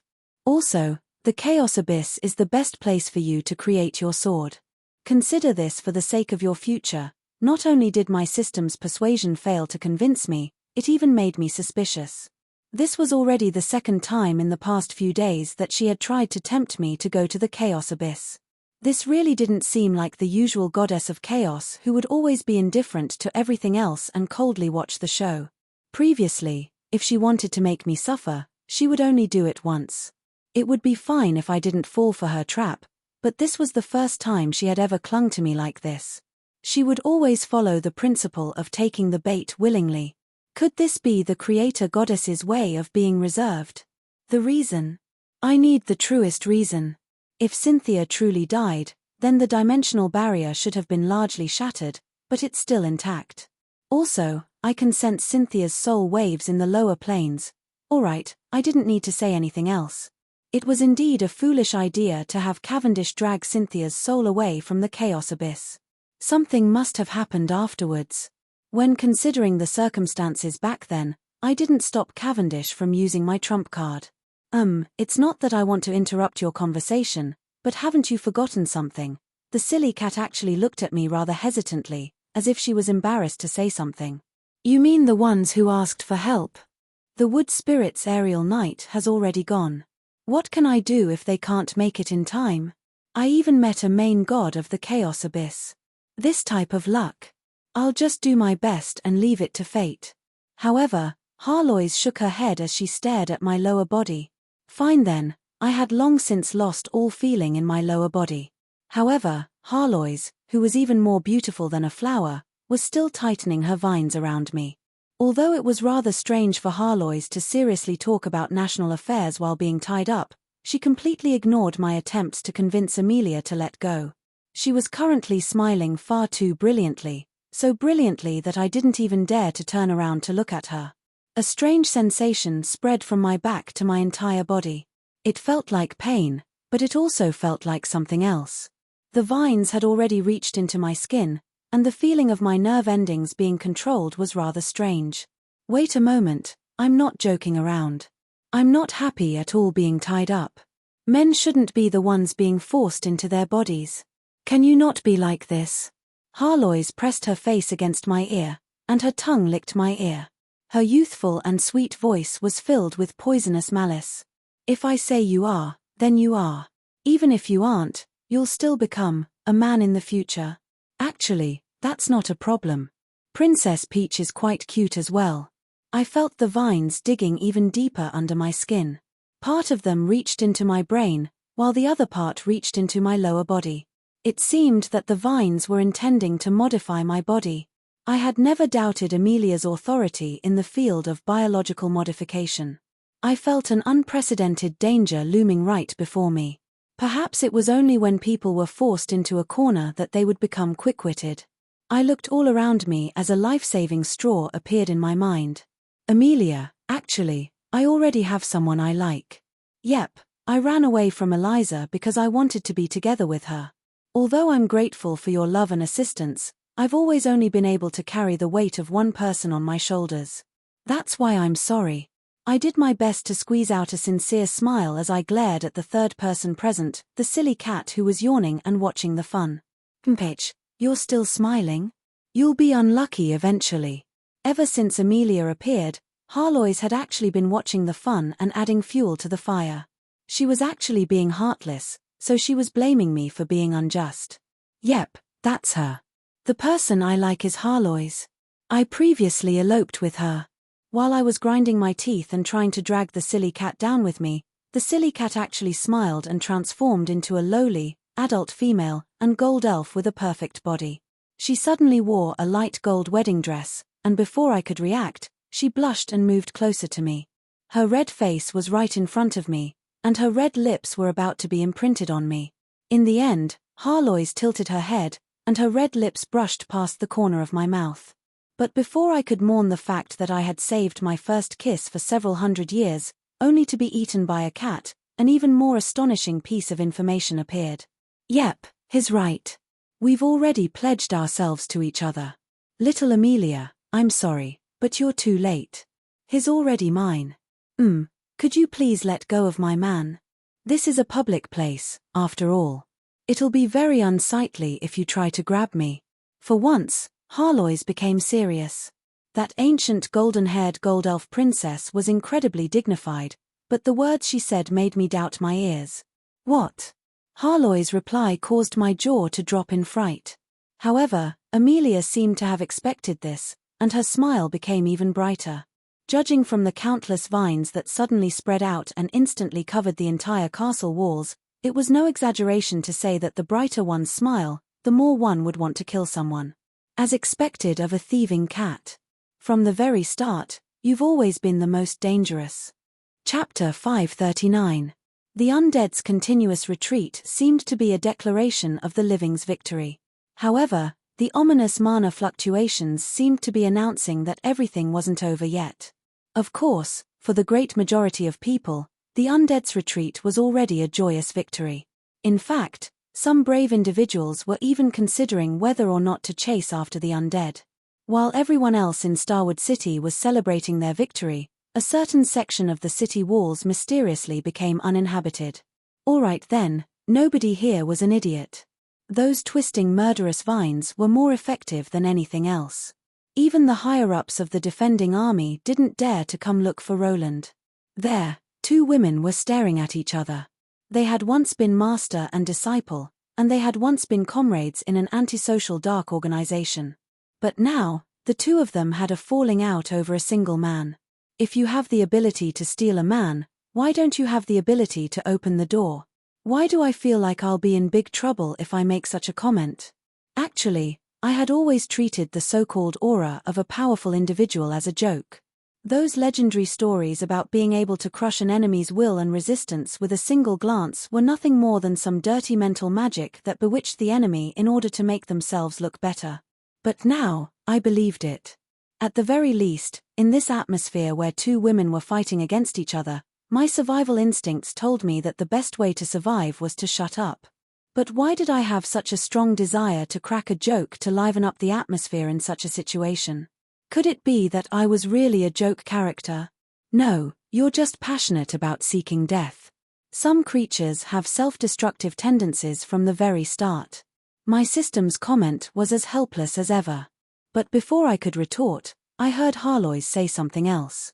Roland, stop being a bystander. Prove my words. Do you want your lies to be exposed? I'm helping you. As long as you pretend to be together with me, you'll naturally have a reason to refuse Amelia and the others. I already know what you want. Are you really willing to go back to being a good family man? Besides, even if I'm lying to you, will I be able to restrict you? We're a magical pet contract, and you're the master. Hearing this, I thought about it more and more and felt that it made more and more sense. It seemed that no matter what happened, I wouldn't be at a disadvantage. And so, I gritted my teeth and spoke through our soul connection. Fine, I owe you a favor this time. I then prepared my words. Ordinary lies would be meaningless to Amelia. After a long while, I finally thought of what I should say. There were some words that I should have said long ago. Senpai, I actually know how you feel about me, and I'm very touched. However, the previous marriage proposals were all misunderstandings. Actually, I don't treat you as a woman. P2E, I treat you as a brother. That doesn't seem right. What I mean is, instead of treating you as a man of the opposite sex, it's better to treat you as a confidant, a brother who can talk to me about anything, a brother who can search for the essence of the soul and the truth of the world together. Some words were spoken with some hesitation, but once they were spoken, the more they were spoken, the more real and smoother they became.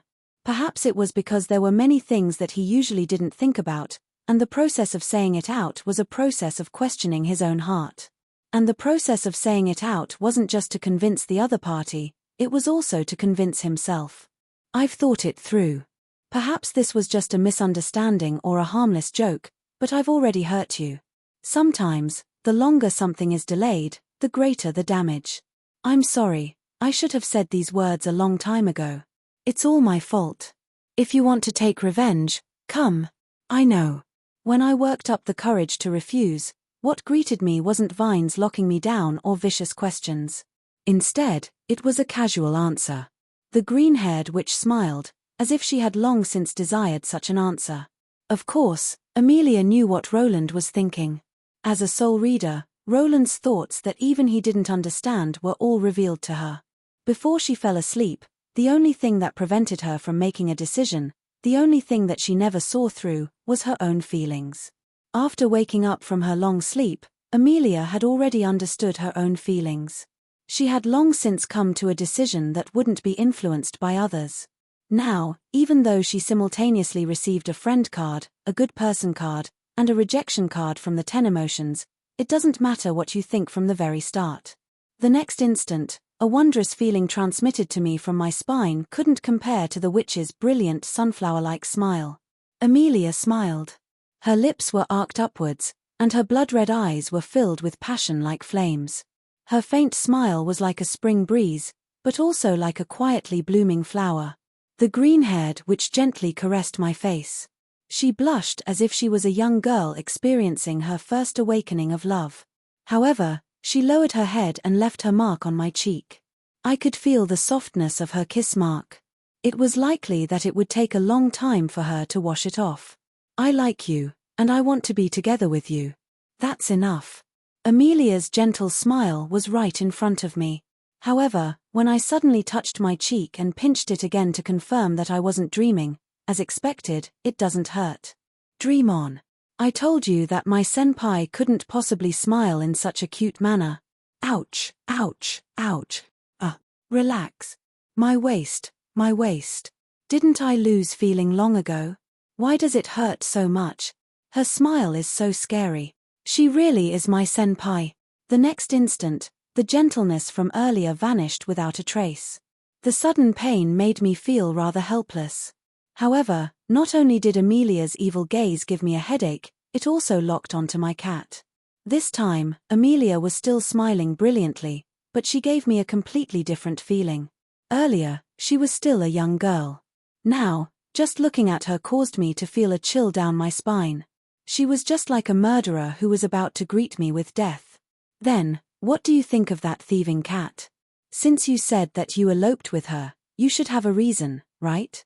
Don't say that I didn't warn you. That cat is extraordinarily sly, and her feelings for you might not be as great as you think. Think about your future. Do you intend to obediently go back to being a house husband, or continue being a happy single person? Think about what you just promised me. Think about what you still haven't finished. Even if Harlois didn't remind me about the contract, I still knew what to say. I didn't want to be randomly torn apart by vines or fed to man-eating flowers. It would be far too embarrassing to be an epic hero who died from domestic violence.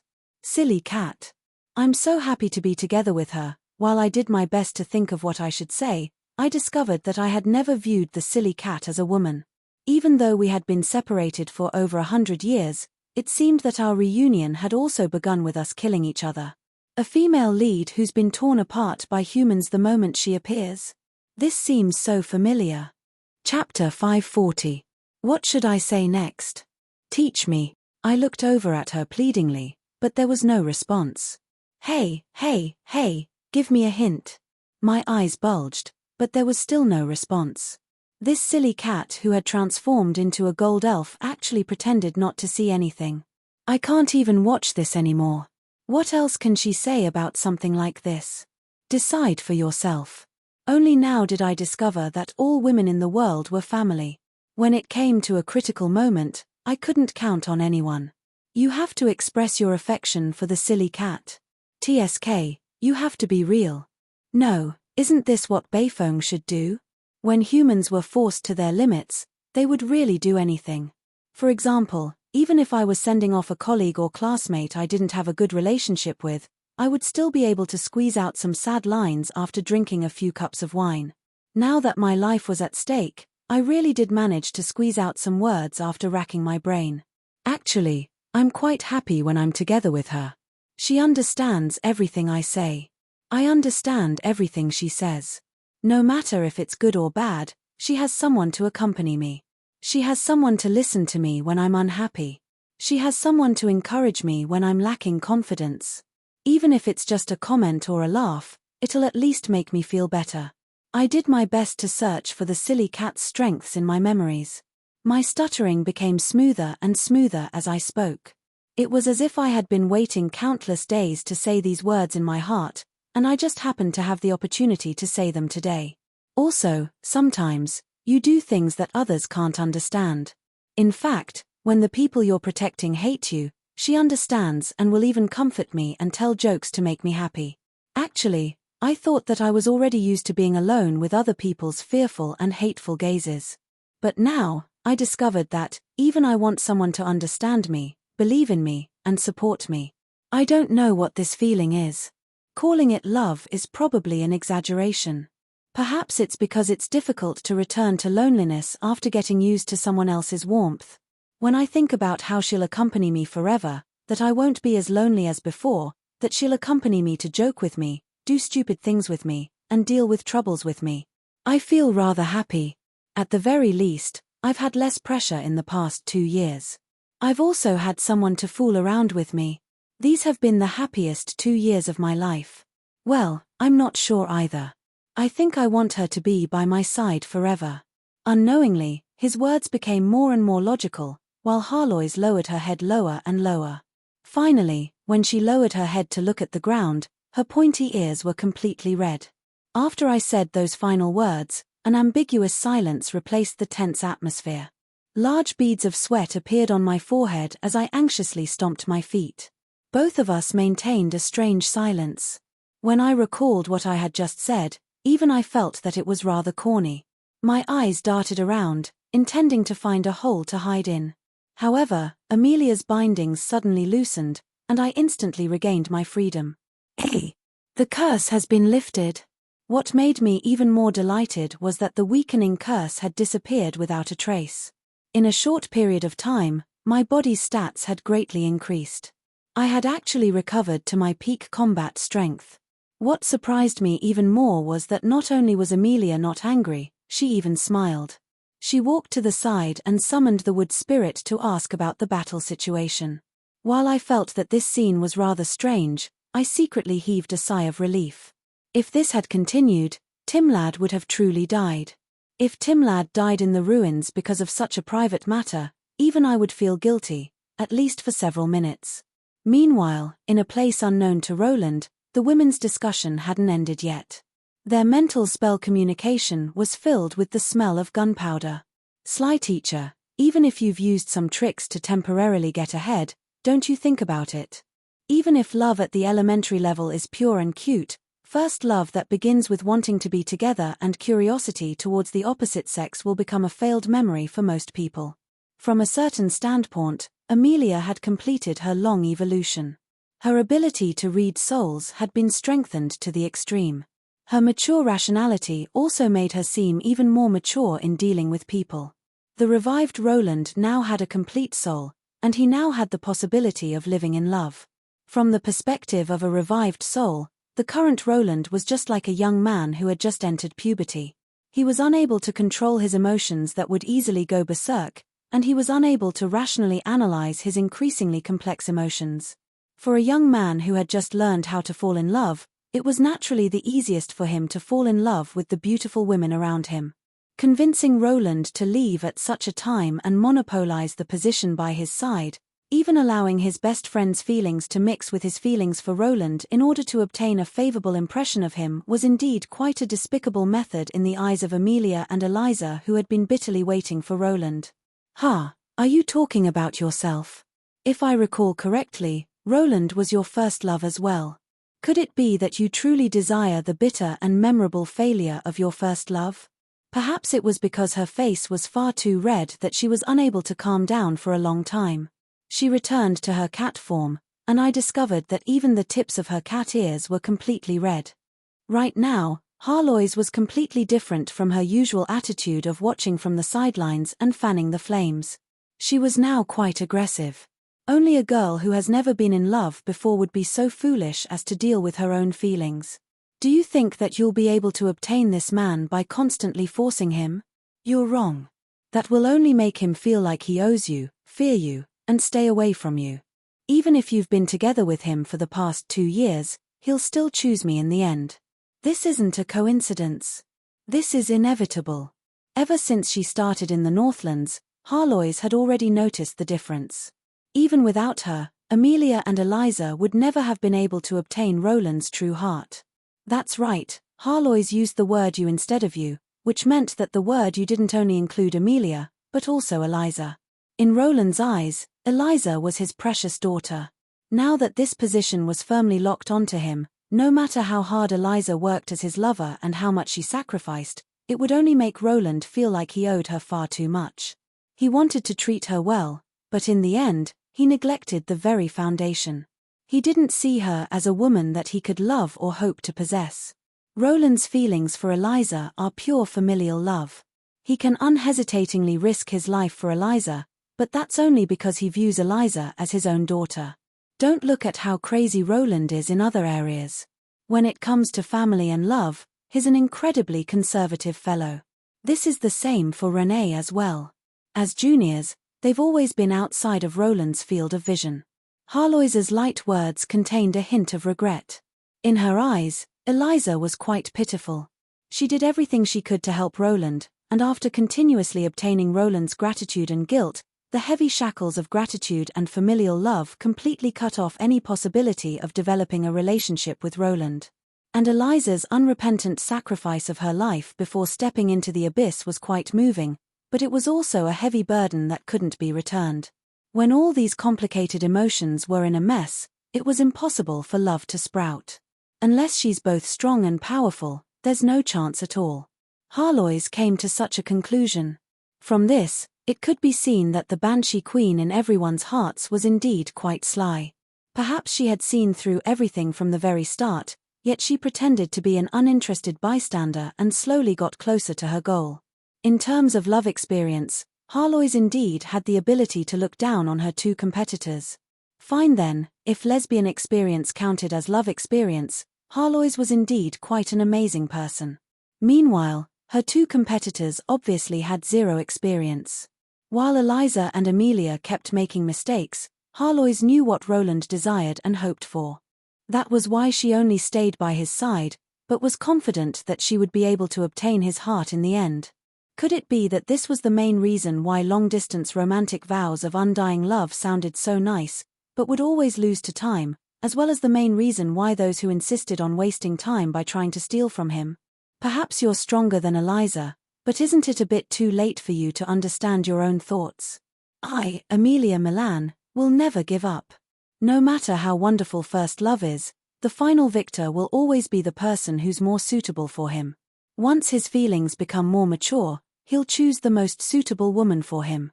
Do you still not understand? Roland made it quite clear that he doesn't lack assistants or fighters. He's never cared about utilitarianism or suitability at all. What he wants is a safe harbor, a confidant. Forget it, I think I should say less. Relationships were always emotional. Reasoning and calculating didn't seem right from the very start.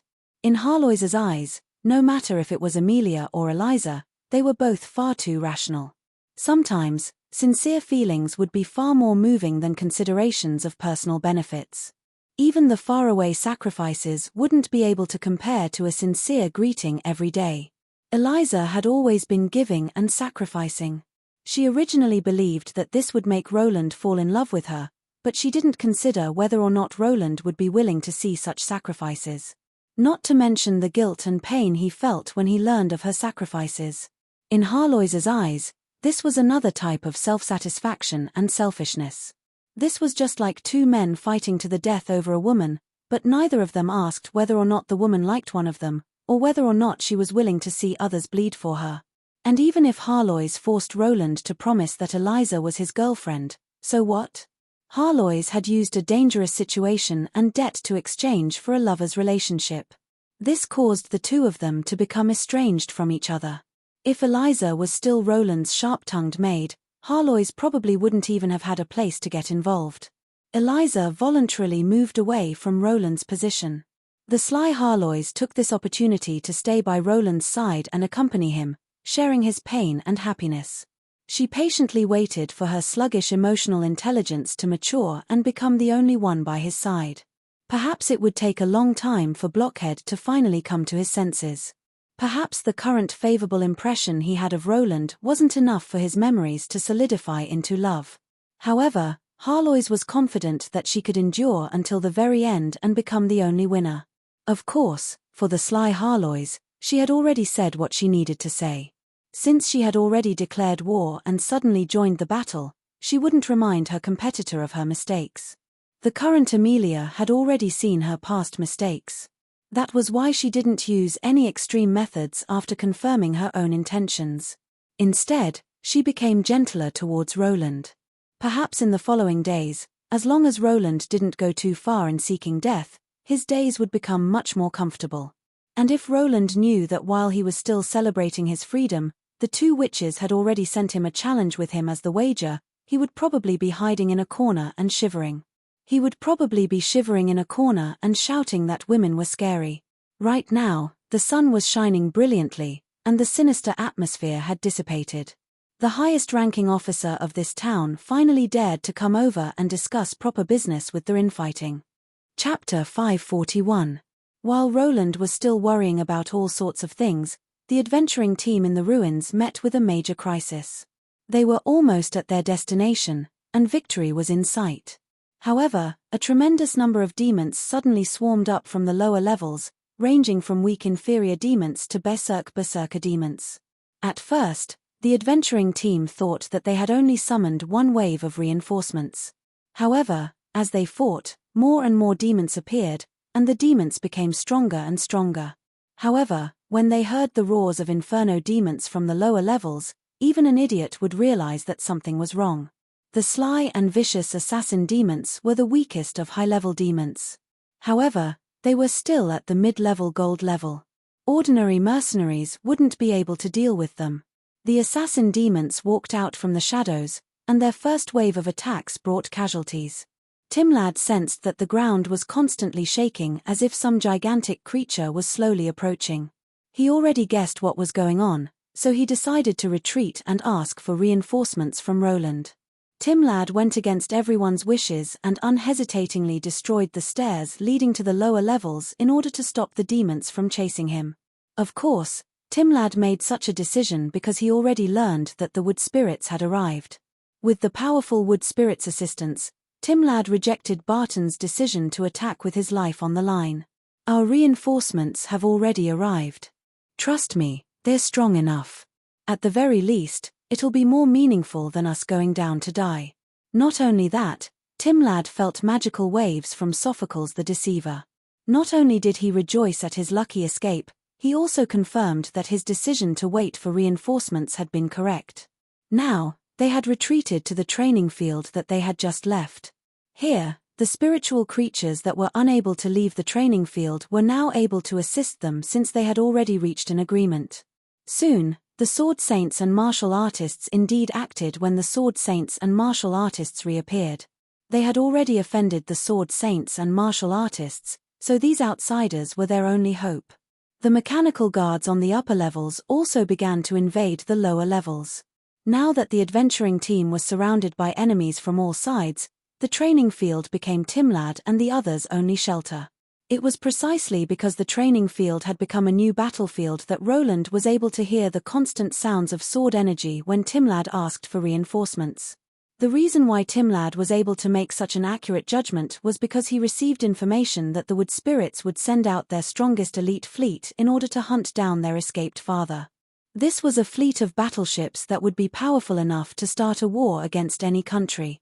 The Mother Ark. Without even mentioning the war machines on board, the over 1,000 Wood Spirits on board were already a frightening combat force. That was over 1,000 royal guards, existences of the weakest gold rank. Due to certain reasons, many Valkyrie had chosen to join the Wood Spirits. Now, the Wood Spirits were no longer limited to just the Wood Spirits alone. Many powerful vassals had joined the Wood Spirits, and the Wood Spirits' special products and technology, as well as the frightening potential of a silver species. The Wood Spirits had now become a powerful new faction in the mortal plane, a new faction on the level of a mega empire. And now, this mega faction's creator goddess and the first empress had led an entire fleet of top-tier royal guards and battleships, all for the sake of hunting down a man who had escaped from a marriage. The fairies' newspapers would probably be filled with gossip for the next month.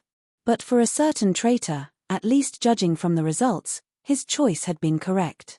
I actually came here in an ark in order to hurry over here. If I had been foolish enough to hide the truth, Timlad sighed and felt rather proud of himself. All right then, some truths had already been laid out on the table. Timlad was the one who had betrayed Roland's whereabouts to Amelia and the others. Actually, not long after Roland had disappeared, Timlad and the others had received a joint notice from Amelia, Renee, and the others. Anyone who dared to receive a call from Roland and not immediately notify the Roland search and capture team would be punished afterwards. When Timlad received the letter, he had hesitated for several seconds between offending Roland or offending Amelia and the others. In the end, he unhesitatingly chose Amelia. If I offend Big Brother Roland because of personal matters, at most he'll complain a little or something, or he'll play some hilarious pranks. But if I offend those women, perhaps it was only some people's excuse that women had the right to be unreasonable. But those women truly weren't reasonable at all. Offending both the Mist Kingdom's Empress and the Wood Spirit Empress would be the equivalent of simultaneously offending two mega factions, not to mention that Timlad's former backer. Just thinking about it caused Timlad's scalp to go numb. If they make things difficult for you, you'll really die. They won't kill you, Roland, but they'll definitely kill any accomplices who dare to help you hide. So, I apologize, Big Brother Roland. It's better for you to suffer a little than for all of us to die. Timlad received a large amount of promises of rewards after informing Roland. Not only had Timlad personally come here to support Roland, but he had also been sent by those women to act as a spy for Roland. Right now, Roland still hadn't realized that the person he was preparing to rescue was actually a traitor. But he would definitely understand once this matter was resolved. And now, Timlad wasn't worried at all despite facing a pincer attack from both the front and the back. Actually, he still had a trump card up his sleeve. This was a reward given to him by a certain someone. And now, all the conditions had been met. It was time to use this trump card. The ground was now covered in runes formed from blood. The mercenaries were comparing the runes to the rune structure. But some people found Timlad's actions rather incomprehensible. These are corrupted runes from the lower planes. Such evil runes, and such large amounts of sulfur. Could it be that he intends to summon demons? Or is he a demon as well? Perhaps it wasn't a good thing to suspect one's teammates right now, but since the enemy was a demon, Timlad's actions would naturally be quite conspicuous. Barton secretly tightened his grip on his spear and warhammer. He had already prepared himself for the worst-case scenario that all of this was a demon's scheme. The magical swordsman Mary, who also came from the Northlands, was confused at first. But then, she had an expression of realization as she directly spoke up. "You intend to summon that person?" The strange thing was that Mary was pointing at the Valkyrie Roland. "Yep, she gave me a summoning blueprint. Judging from the time, she's not far from here. We can afford to pay her tribute. If Her Majesty comes out and doesn't see her target, she'll probably go berserk. From a certain standpoint, ever since Roland was listed on the most wanted list, the fairies had already dug up every last bit of information about him. His subordinates would forever gossip about him in private. Mary naturally knew about Roland's troubles. Of course, Timlad knew that something was wrong with this situation. Mary had originally given him this magical blueprint as a precautionary measure. If Roland really intended to escape, then he was supposed to summon her at all costs to teleport and capture him. Using it here would definitely go against her principles. And right now, she was probably quite close to Starwood City. If he summoned her but didn't see Roland, or if Roland had already escaped, Timlad could already see a year's worth of small shoes right in front of him. There's no helping it. It's still better than dying like this. Look, those Valkyrie demons are starting to slack off as well.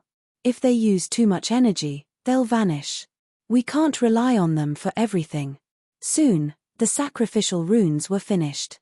Timlad had the mercenaries toss a large pile of demon corpses into the magical formation. Then, a red light began to boil within the magical formation as a powerful will faintly descended upon this place. Your Majesty, you should be able to sense Roland's soul waves. He's about to escape. Please come and capture him. Roland. Red mana howled angrily as an even larger amount of mana materialized. The demon corpses were visibly disintegrating into dust as a pitch-black spatial crack opened up. A powerful existence was currently traversing the boundaries of space itself. No matter how one looked at it, this scene seemed like a malicious betrayal.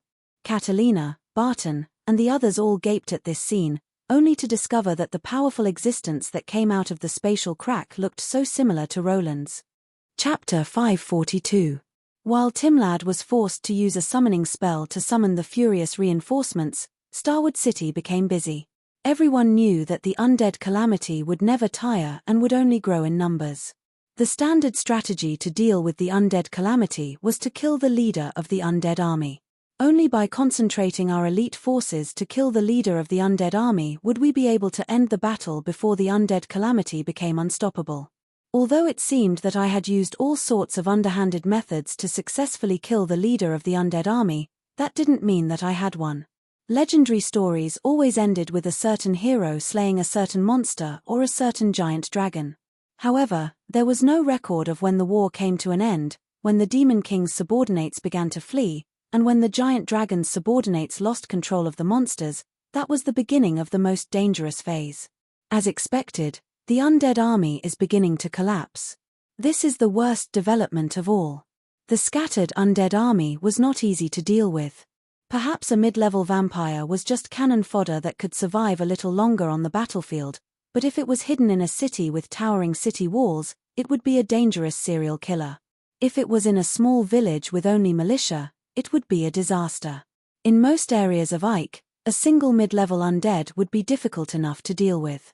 High-level undead with intelligence could even create death cities, death towns, and other types of forbidden zones for all life. There were now countless mid-level undead scattered on the battlefield. The undead that were being chased by the wood spirits aerial knights were mostly liches and death knights. Even the undead lords and undead lords didn't care about their image at all as they ran for their lives like drowning dogs. These high-level, legend-level, and top-level undead had all come through teleportation portals. High-level undead had far more intelligence than ordinary people, so they wouldn't voluntarily go through a one-way teleportation portal. They were running away to the side of Starwood City, where the vast plains were. As for me, even if I wanted to surround and kill them, it would be impossible. Although we had the advantage of the sky and the advantage of victory, a battle of annihilation would still be fought on the ground. The Sky Knight could fight for the advantage and control the sky, but the defeated army would still have to be killed one by one, and we didn't have enough troops on the ground. Have the wood spirits descend to the ground and engage in a cruel battle? The more desperate the situation, the more vicious a mad dog would be. It would be far too cruel for the wood spirits, who already had weak physical bodies, to engage in a large-scale battle without any time to set up defenses. Even if we win, we'll have to make a huge sacrifice. Amelia shook her head. I can do my best in the pursuit. Hunting them down was fine, but attacking them head-on was out of the question. The wood spirit's mother empress refused to allow her own species to make too many sacrifices for another country. I knew Amelia's personality. Since she had already made a concession, there was no need to mention anything else. Right in front of us, the undead lords voluntarily dispelled their control over the low-level undead. They simply gave the order to flee. The undead that didn't know fatigue scattered further and further as they ran, as if they had split into countless lines. These undead lords under the direct command of the undead emperors were all elite troops. If they were allowed to become bandits or take over the mountains, this country would be completely doomed. And the only solution, yes, I've thought of a solution, but it's a little dangerous. Looks like I'll have to negotiate with conservation. The undead emperors controlled the undead lords controlled the high-level undead, the high-level undead controlled the mid-level and low-level undead, and the mid-level undead controlled the cannon fodder. This made the undead emperors the greatest weakness of the undead army. And if I wanted to stop the defeated undead army from fleeing, negotiating with the undead emperors was perhaps the only option. I took a deep breath and stepped forward, causing the entire world to transform into pitch-black haze. And then, not far away from me, an ice lily blotted out the sky. Numerous ice petals floated in the air, but then shattered. The countless flower petals transformed into countless meteors, and before I could even react, everything before me turned white. Come out. I regained my senses and returned to that clear sky with white clouds. Meanwhile, the golden-haired elf was holding my hand with a worried expression. Why did I feel so awkward seeing Harlois like this? As expected, I should find an excuse to have her act like a cat. What was that just now? I let go of my hand while lightly coughing. You don't recognize it? Wasn't that one of the foundational theories for your Ice Eon spell? Harloi's question was indeed quite reasonable. As an Ice Archmage, I naturally recognized the spell I just used. In fact, I had even spent a great deal of effort in researching it. However, it was precisely because I recognized this forbidden spell that I had such doubts. If we're not mistaken, that really was Celsna's Flower of Blessing? Yes, it's the super forbidden spell that theoretically requires 10 semigod mags to simultaneously supply mana to it. The 3 mags present all fell silent. The spell formula for this forbidden spell was no secret. However, nobody in history had ever been able to use it. That was because it required far too much mana, to the point where even the entire Truth Symposium wouldn't be able to supply such a large amount of mana. Yet, a forbidden spell that was viewed as purely theoretical was right in front of us. It could only be said that conservation was indeed quite amazing. Also, she had noticed that something was wrong with the situation. There are only 2 possibilities for me to run into a forbidden spell the moment I entered.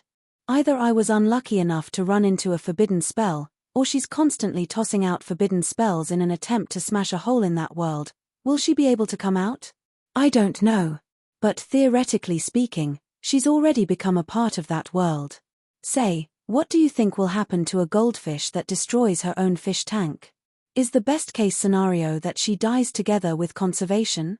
Do you think she knows? Of course. Don't underestimate any undead emperor. High-level mags at least have some understanding of space. At the undead emperor's level, falling into a trap might be a temporary mistake, but if she's still confused after falling into a trap, that's a natural idiot. She'd rather die together with conservation than become a prisoner. What a fierce personality. While I was exclaiming at conservation's fierce personality, it was obviously impossible to ask her to help me suppress the undead. She had already declared that she would rather die than be free. What else could I possibly use to threaten her? Since conservation had already decided to sacrifice her own life, it would be difficult to discuss anything else with her. The only bargaining chip that conservation would take a liking to was her freedom. But, even if I wanted to release her, I wouldn't be able to do so. Not only that, there's no room for discussion. No matter if it's because of her grudge against you or the possibility of breaking out of her prison, she'll definitely attack you the moment she sees you. Are you confident that you'll be able to survive that forbidden spell? I'm confident that I'll be instantly killed. I recalled the general principles behind that forbidden spell. One of them was to lower the surrounding temperature and create a zone of extreme cold, using the constant low temperature to kill. Although my ice Eon was also capable of creating a similar effect, I doubted that the extremely low temperature would be able to save me. If I still had my frigid winter earth, I could create the coldest ice to try and resist the extreme cold. But right now, the difference in power level was far too great. It would be impossible for me to survive the forbidden spell. Harlois and I stared at each other, but neither of us could come up with a solution. I watched as the undead scattered more and more, yet there was nothing I could do. At this moment, I felt more and more powerless than ever. If only I could use Ice Eon like conservation. However, there were no IFS in this world. Perhaps a certain evil goddess had once tried to sell regret pills to me. But, apart from the fact that it tasted incredibly bitter, it didn't change anything. Suddenly, someone blocked the path of the fleeing undead. This person even used his own physical body to form a defensive line. That's the God of Discipline and Justice's Holy Church Knight Squadron? Are they intending to die? No, that bishop is intending to perform a god's descent. Chapter 543. The God of Justice and Discipline, Napus, was a weak god, a third-rate order god. However, he was also the main religion of the Salar dukedom. Belief was the food for the order gods. It was an unspoken rule of this world that a small country would have a small god. The rise of a mega empire or a new species would also mean that a powerful god had risen to power. For example, Wu Mianzi from back in the day was now the guardian god of the Mist Alliance. He had successfully risen to power. Of course, there were those who succeeded, but there were also those who went too far. For example, Rose and Lady Storm had already completely fallen. According to the traditions of the Holy War, since this was Napuz's territory, he was the protector of this country. When the forces of chaos challenged the Order faction, he should be the one to lead the mortals and churches under his command to meet them head-on. However, it was obvious that by the time he reacted, the undead would have already spread into a calamity. His population would be greatly reduced, and he wouldn't be able to gather enough power to stop the calamity. It was likely that the god himself would fall into eternal slumber. This was also the foundational reason why it was so difficult for weak gods who relied on belief to survive the Holy War. Although weak gods were above mortals, they greatly relied on mortals, and it was quite easy for weak gods to leave the stage early in battle. From this standpoint, Roland and the others had helped Napus greatly. A weak god fighting against an undead emperor who had the power of a main god in his own country. It was obvious what the outcome would be like. But right now, Napus was probably more anxious than anyone else as he watched the undead begin to scatter. As far as I could see, the Holy Church Knights had formed a defensive formation. On a simple temporary altar, the formerly arrogant bishop knelt down, clenched his fists, and prayed in a low voice. It was as if the gods in the sky had heard his prayer. The clouds parted, and a pillar of light descended, lighting him up. Sacrifice. It was obvious that it would be difficult to choose a vessel for a god's power. I didn't believe that any random high-level priest would be a suitable vessel for a god's descent. In that case, sacrificing one's own physical body and soul as the price for a god's descent would be the prerequisite. And if one's physical body wasn't strong enough and didn't have a high degree of compatibility, how many true god's power could one descend and how many seconds would be a problem? If I can complete a divine art, perhaps it'll be of help. But soon, I wouldn't have to guess anymore. Under the pillar of light, a 3-meter-tall knight of light riding a white horse stood up. It was the human form of the legendary god of commandment. He fiercely waved his snow-white spear, as if he was roaring something. Boom. All right, he had indeed self-destructed. With him as the core, the entire horizon was ignited by a white brilliance. The power brought about by the explosion of a true god's incarnation was at the peak of the mortal world. To forcefully perform a god's descent on someone who was not a god's descender and then self-destruct the incarnation, for a low god, perhaps 100 years of accumulation would be considered a waste. However, the power of a god's incarnation's self-destruction was real. Intense white light illuminated everything in front of them, and the horizon was cleansed by the positive energy mixed with the power of faith and divine power. The undead that were the first to be hit were ignited, and they howled in pain as they were reduced to ashes. Perhaps Napus wasn't very powerful as a low god, but his divine concept was commandment, and he was a pure order god. As a holy light god, his self-destruction would definitely be the natural enemy of all creatures of chaos. The unluckiest of all was probably the Lich Lord, who was relying on magic to fly. Originally, he should have been the most likely to escape the battlefield due to his high-speed flight. However, he was directly hit by a shockwave of positive energy. He had no chance of dodging at all, not to mention that his entire body was filled with powerful negative energy. His crown and staff, which were both magical artifacts, were instantly destroyed. Pitch-black magic enveloped his skeleton, which was lit up by a white light. Overflowing positive energy directly shot out from his eye sockets and mouth, transforming the terrifying Lich into a candle of light that spat out holy light from all his pores. His laughable appearance instantly froze, and then instantly exploded into thousands of pieces. Large numbers of undead collapsed just like that. Surviving a large-scale forbidden spell required not only luck, but also power level. The weaker the undead, the less likely it was that they would be able to survive in such a situation. Wherever the shockwave passed, zombies became cooked meat, skeletons became spare parts, ghouls became skewers, bone dragons became lanterns, and banshees enjoyed the destruction of mermaids. How many forbidden spells have been destroyed already? From a certain standpoint, I felt rather helpless as well. Whenever a mega combat strength appeared on a regular battlefield, it would be either you throwing a forbidden spell or I self-destructing. It would be quite pitiful to be a regular melee combatant. Even a myth-ranked individual wouldn't know if they would be sent to the heavens by some mage or priest in the next instant. Not only was God's destruction affected by the shockwave, the wood spirit knight who was chasing after the undead weren't too far away from them. They were also affected by the shockwave. No matter what kind of magical plant equipment they were using to fly, they could only freely fall to the ground after being attacked by such a powerful divine power.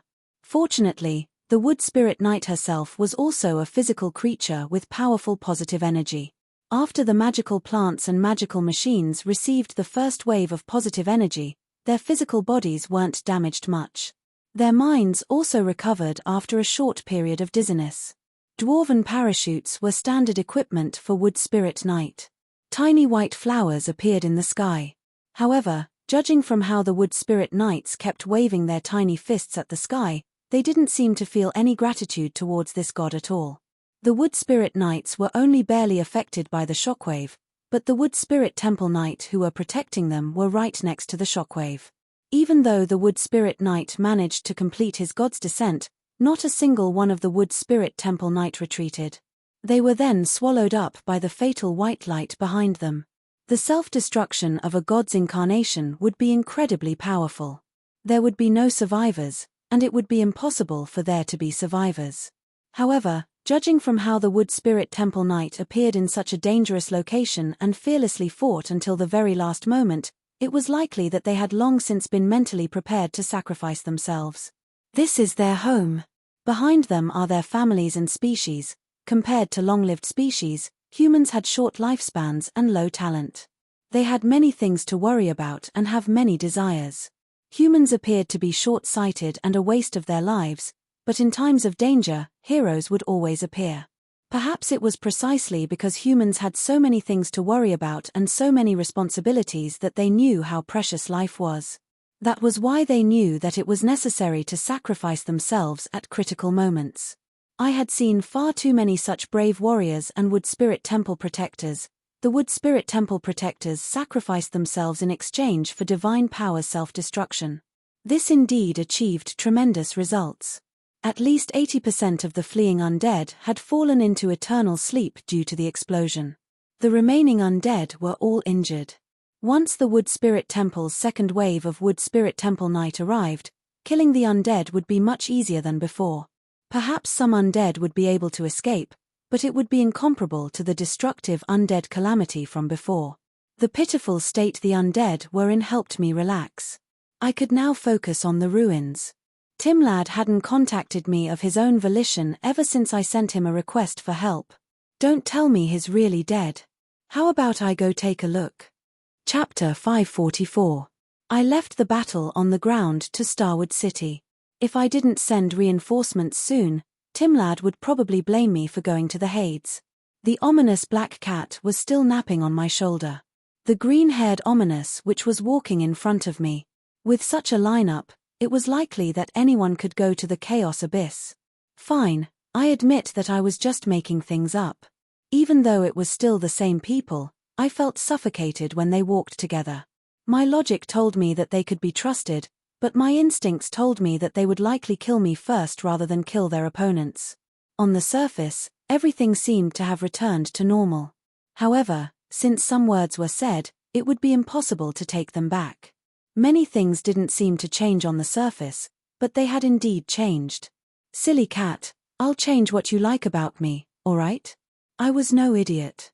I had paused in surprise just now, but now that everything was over and I had calmed down, I noticed many things that I hadn't noticed before. Could it be that the silly cat really liked me? I wasn't Bayfong, who didn't like cats. Yep, that was only natural. At most, I would treat her like a brother. Did she really want to sleep with me? But I truly didn't know what part of me would attract the silly cat's attention. I usually treated her like cat balls, cat frisbees, cat scarves, cat carpets, cat postal service, cat scouts. I used all sorts of excessive methods to treat my pets. I was already lucky that Druil's animal protection organization hadn't found out about it. Could it be that the silly cat actually had some special hobbies? Alright then, if I couldn't figure it out, I could just ask. She's beautiful. Princess Peach is really cute. Hugging her should be really comfortable. I felt rather helpless. Her answer was so honest that it was impossible to argue against it. Actually, many couples started chasing after each other for the most basic reason of all. Why do you like her? She has such a bad personality. She's so arrogant and unreasonable. I like her because I like her. There's no reason. If she had a birthmark and pockmarks on her face, would you still like her? A smart person would probably answer of course, because this comment would likely be heard by the person in question. An honest person would probably remain silent and not tell the truth, since they didn't want to be labeled as someone who judged others by their appearance. The world had always been like this. They would always use ambiguous words like pleasing to the eye or getting along well with someone to describe the beginning of a favorable impression. However, no one dared to say that they had never judged a person by their appearance. After all, everyone would look at a person's face first. With the same personality, a good-looking violent woman would be a tsundere, an average-looking woman would be a tomboy, and a low-looking woman would be ugly and mischievous. Of course, it was the same for women when they looked at men.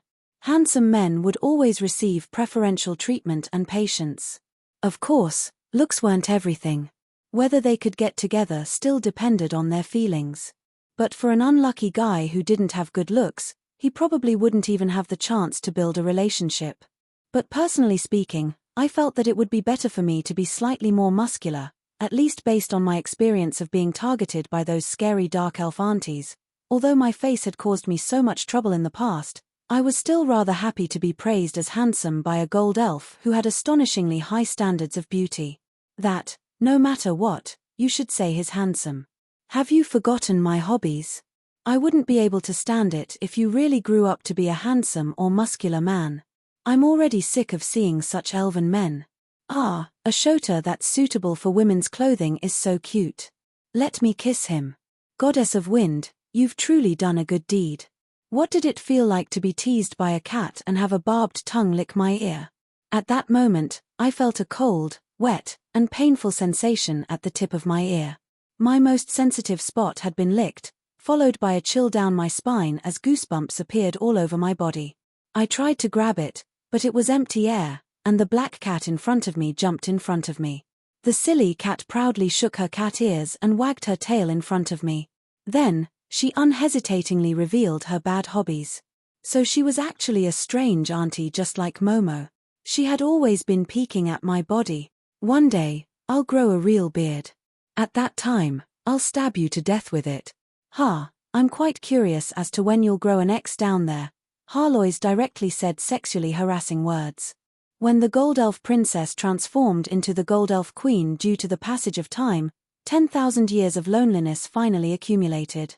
I didn't even dare to think too deeply about what kind of existence was underneath the lowly's body. I regretted it, I truly regretted it. Back when I was still an undead, I naturally suppressed my desires, which resulted in many scandals. Now that I had helped her recover her physical body, it was likely that she had given me quite a bit of trouble. I was sweating profusely as I stared at her, wondering if I should use a goblin rocket or a gnome flying chair to send her to the moon and completely eliminate all future troubles. At this moment, the silly cat suddenly started laughing to the point where she started rolling around on the ground. Haha, I was just teasing you. You actually took it seriously. The black cat suddenly jumped up onto my left shoulder. This time, she licked my finger and meowed as she licked it, just like any other ordinary pet cat. However, the words that were being transmitted through our soul connection were becoming worse and worse. No matter what, I'm still the gold elf princess. Even if I need a *******, Renee would be more suitable than you. She has the same face, and her figure is much better. Besides, I've only been alive for a few years now, so I don't have that many desires. I was just joking, and you actually took it so seriously? You're so narcissistic. Although there were still quite a few inconsistencies in her words, our soul connection told me that she was telling the truth, especially when she said that Renee would be more suitable than me. This silly cat actually took a liking to my granddaughter. I think I shouldn't tell Renee to be careful. After all, she's already the famous Yui princess. I felt slightly more reassured now. Even if the silly cat really did intend to commit a crime, it would still be better for her to die than for me to die. Renee, since your reputation has already been tarnished, why don't you block another calamity for me? Since Harlois had made such a ruckus, I no longer had the mood to ask her about her personal feelings. What if I found out something even scarier? Let's go. I hope that Timlad hasn't died yet. It's so difficult to find talented people in this day and age. The Wood Spirits assault airships were already parked at the edge of the city walls. With their assistance, it wouldn't take long for us to reach the ruins. Roland shook his head as he walked towards the Wood Spirits assault airship. However, he didn't notice the abnormal smile on the cat's face as she sat on his shoulder. She had already achieved her goal, so Roland stopped asking questions. As if sensing some danger, Roland suddenly turned around to see Amelia, who had been silently watching the entire time. Amelia's bright smile gave off an increasingly dangerous feeling. Roland immediately sweated profusely as he turned around and sped up as if he was escaping from some disaster. Some words had already been said, and some words had been heard. Some idiots finally understood their own thoughts. Some feelings had been expressed in sincere words, and some feelings were still hidden. But as time went on, everyone's personal feelings had already changed. It was likely that it would be difficult for them to return to how they used to be. Besides, the 7 original sins were all in place now. As Roland's soul became complete, his feelings would naturally recover. Perhaps they were simply waiting patiently. Perhaps Roland would still be able to hide from the sly hunters, but it seemed that he wouldn't be able to hide for long. The Wood Spirits assault airship fleet was a classic example of nature's style. Back in the Forest of Dreams, the Wood Spirits had used giant logs to create their airships. Perhaps this was the origin of the Wood Spirits assault airship fleet. Now, the Wood Spirits Air Force and airship fleet were all constructed from plants. Flowers, vines, and logs were the most basic design. Every single material was carved with intricate patterns. But if one took a closer look, they would discover that the entire plant airship was just like an exquisite wooden sculpture. The core of the airship was made up of wooden dragon bones and a sturdy body. The wings and jets were made up of transparent flower-like feathers. The vines were both decorations, as well as a melee defense system. We were riding on a special assault airship. It looked just like a flower made up of 5 petals. 3 petals were the wings, and 2 intersecting petals were the airship's body. Walking on this airship made me feel as if I had entered a fairy tale world. Although I could also hear the mechanical sounds of magical engines, I could sense that most of the airship's power source was still natural magic. Back when I left, we were still using wooden boats. It would seem that the Wood Spirits' magical engineering technology had improved greatly in the past few years. They had even created their own path with the help of their creator goddess. Is this a new technology? It feels like there's no wood here at all. The strange thing was that I didn't receive an answer to my question. In the past, I was treated like a VIP in the Forest of Dreams, so the wood spirits would probably fight to answer my question. But when I turned around, I understood why. A small unfamiliar wood spirit actually shrieked when she saw me approaching. She then hurriedly ran away while shouting for me. I don't want to get pregnant. Save me. I was able to make a wood spirit pregnant just by chatting. Since when did I have such an ability? And even if I didn't ask, I knew exactly who did it. I turned around and glared viciously at Amelia, only to discover that she was still smiling subtly. Fine then, considering the difference in power levels between us, I strategically changed my gaze. Yep, it was only strategically changed. I definitely wasn't cowering. But, surprisingly, Amelia voluntarily explained what had happened. It's just a rumor. You released it. I'm not that childish. It's Renee. She has a deep grudge against me. You'd better think about how to explain things to her. You did so many things behind her back, and now you're back without giving her an explanation. TSK, a naughty child will still be a naughty child when she grows up. I'll teach her a good lesson later. Amelia smiled ambiguously as she shook her head. She didn't say anything else. She already knew that Renee had arrived. Since Roland said that he wasn't afraid, then she would just have to wait for a good show. Meanwhile, Harlois noticed another problem. What if Sophocles the Deceiver also arrives? What will you do? Even if they send a greater demon of the Earl rank or above, it won't be easy to deal with. Relax, I have an ace that's specifically meant to deal with main gods. It's best if he comes. He won't be going back. What? You have an ace that can deal with main gods? Then why didn't conservation use it just now? I smiled proudly but didn't answer. Actually, it was quite easy to think of an excuse for something like this. It wouldn't take long even if I wanted to. As I expected, Harlois had an expression of realization 3 or 4 seconds later. That ace is conservation, right? You really know how to squeeze out every last bit of value. I nodded. It might be a good thing that conservation was currently casting forbidden spells in Ike's world. Anyone who was cast into Ike's world would have to face an enraged undead emperor and her forbidden spells. Chapter 545.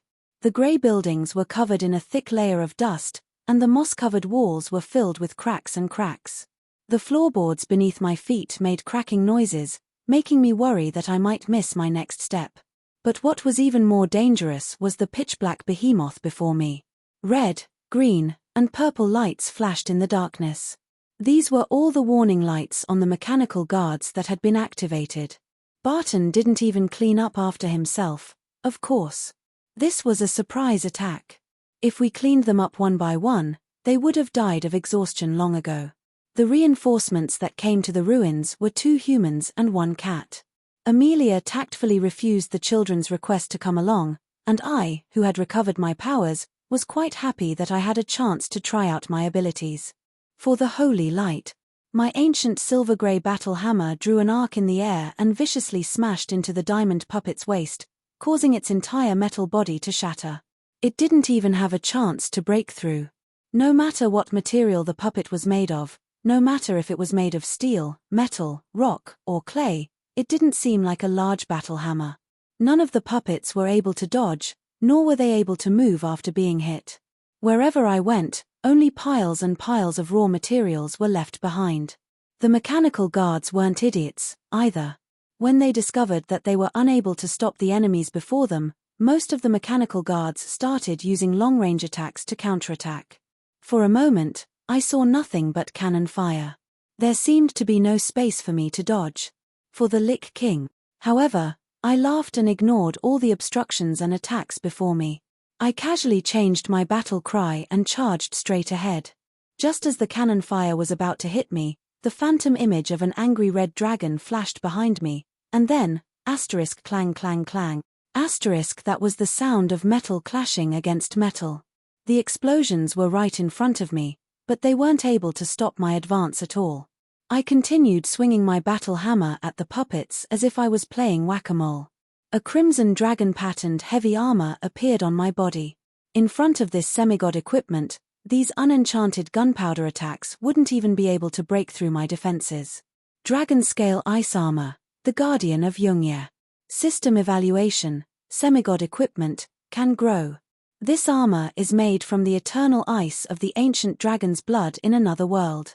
There are special inscriptions on it, and the artifact Soul Irene Baylor resides in it. The user is limited to Roland himself.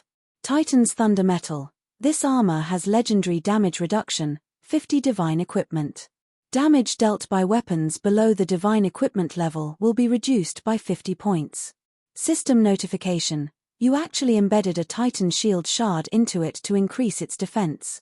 Only you could think of something like that. Ein Meza's protection. The dragon's bloodline flows within the armor. She is protecting the wearer of the armor. However, this isn't good news for the attacker. After all, this means that the wearer has to absorb at least 200 points of damage per day in order to be able to deal any damage to the wearer. This ability will automatically repair itself within 24 hours. Dragon Follower. I really can't believe this attribute would appear on an armor, but you've done it. The wearer can use various Dragon Follower abilities through this armor. Yungyue's Authority. Due to the armor's special material, no ice damage will be able to lower its temperature below 0 degrees Celsius. This means that it's nearly immune to ice. And due to the ancient red dragon's bloodline, fire damage will be halved, and the lowest damage dealt will be reduced by 30 points. This armor with a soul was a trump card that I had sacrificed a lot of my power in exchange for. It was what I relied on to face any opponent. Compared to 7 years ago, my draconic bloodline had matured and my personal strength had increased, allowing this armor to go from legend-ranked to semigod equipment. However, unlike other pieces of equipment that had undergone major changes after leveling up, this armor didn't gain any new abilities. It was just that its defensive stats had all doubled. Perhaps it was impossible to describe how powerful this armor was. However, an explosion that could kill any ordinary powerful individual exploded on my body, yet I felt nothing at all. That was enough to explain many things. Or, to put it more directly, after wearing this armor, I could completely ignore the attacks of a gold-ranked swordsman with myth-ranked equipment. That was because their instantaneous explosive damage wouldn't be able to break through the dragon-scale armor's natural defenses. And a sword saint who didn't need to worry about his own safety was wielding a god equipment level warhammer, the Light of Salvation, the Hope Warhammer of the Envoy of Light, Wind. These mole rats were far too foolish. As a veteran sword saint, even if I only used a hammer, I could still use Bladestorm. As the most commonly used ultimate technique, Bladestorm was simple and direct to use. All you had to do was spin and use the spin to gather and release sword energy. Then, you would use centrifugal force to form a blade of sword energy and use the sharp blade of sword energy to attack your opponent. A red whirlwind rolled over like a road roller. The storm of death tore through everything in its path in this small space, turning all the puppets and machines it touched into spare parts and raw materials.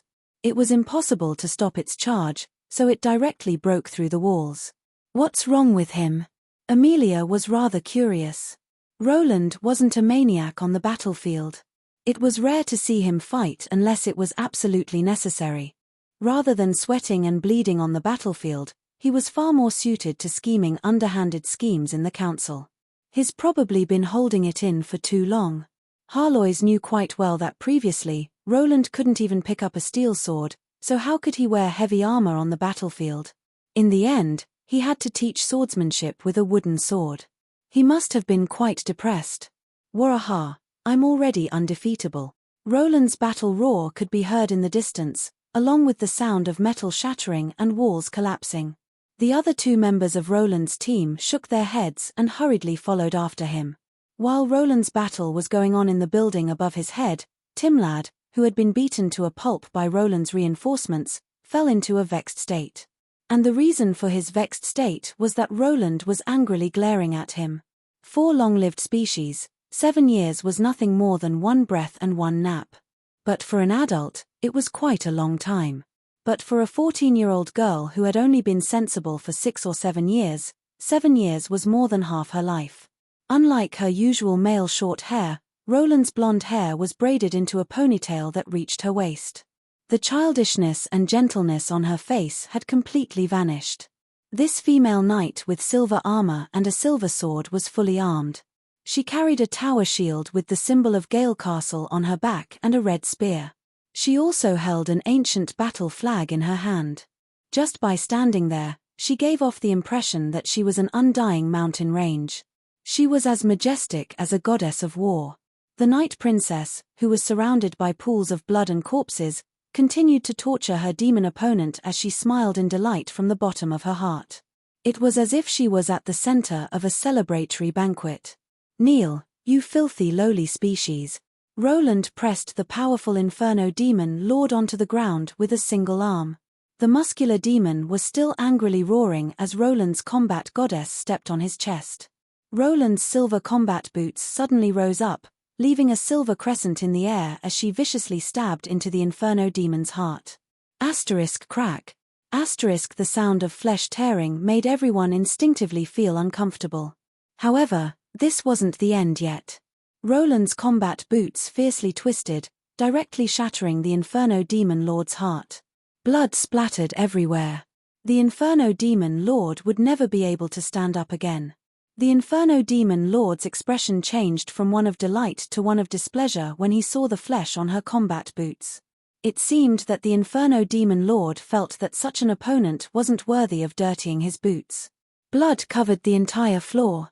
Not far away from her was a mountain of demon corpses. When the Inferno demon lord's golden eyes focused on her next target, the Silver Knight Princess was still enjoying her slaughter feast. Judging from how the demons were furiously running away, this enjoyment wouldn't last for much longer. Renee Cheen Mist, 21 years old. She was a direct descendant of a demon prince. She used to be the Night Princess and was currently the Empress of the Mist Kingdom. She was a myth-ranked Chaos Abyss Knight, a descendant of the Mist, and the most dazzling star in this holy war. Her overflowing mana caused her blonde hair to flutter in the wind. She wore a silver combat skirt with white stockings and a pair of silver high-heeled boots. She had experienced hundreds of battles, which gave her an awe-inspiring aura of an Iron Princess.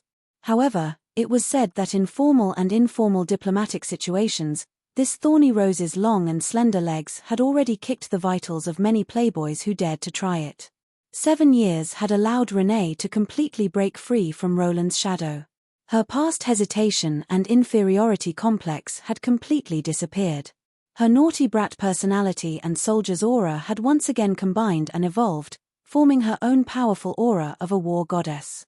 Currently, she was silently raging and venting her anger on demons. However, this had already transformed into silent pressure on her companions. Everyone was so scared that they didn't dare to make a sound, including the pitiful demon captives hiding in a corner. That's right, even the violent and battle-hungry berserker demons were hugging each other and trembling in front of the furious demon queen.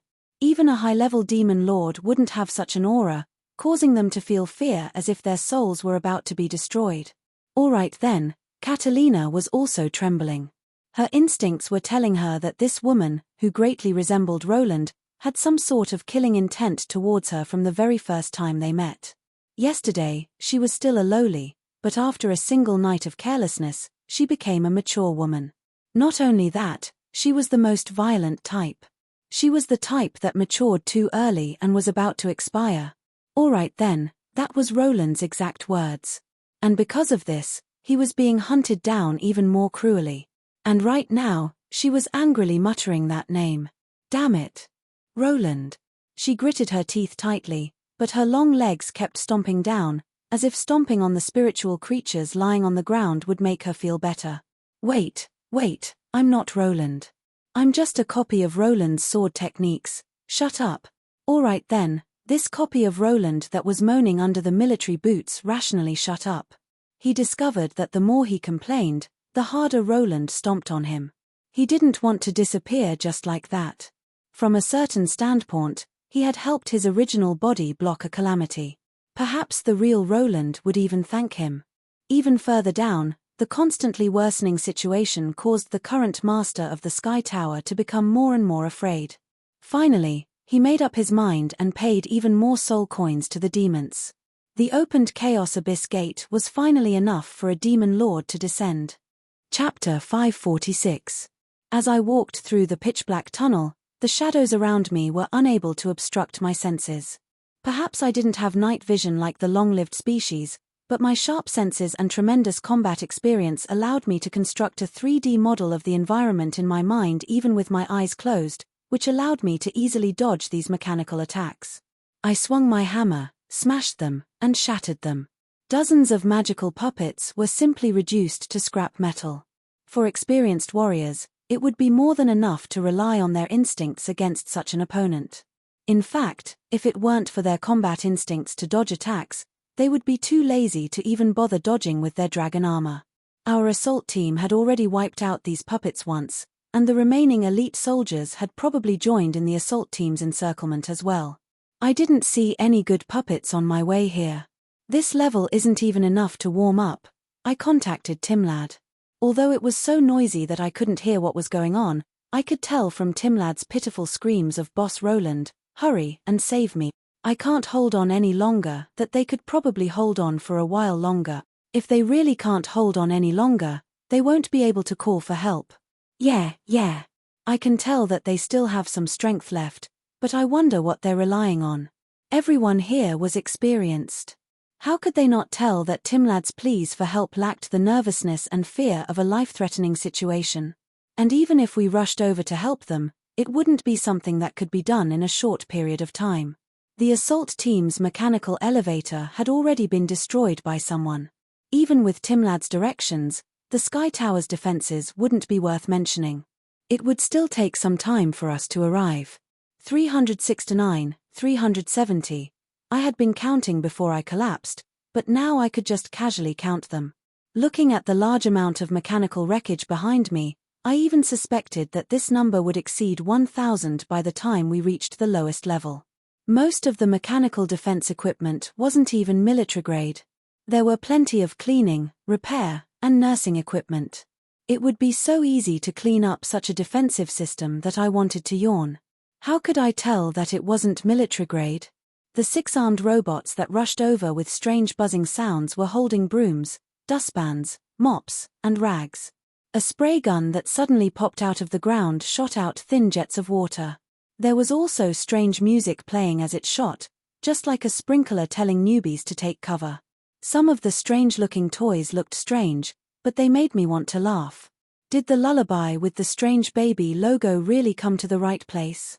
The person who was spinning on the wheel was definitely not an acrobat.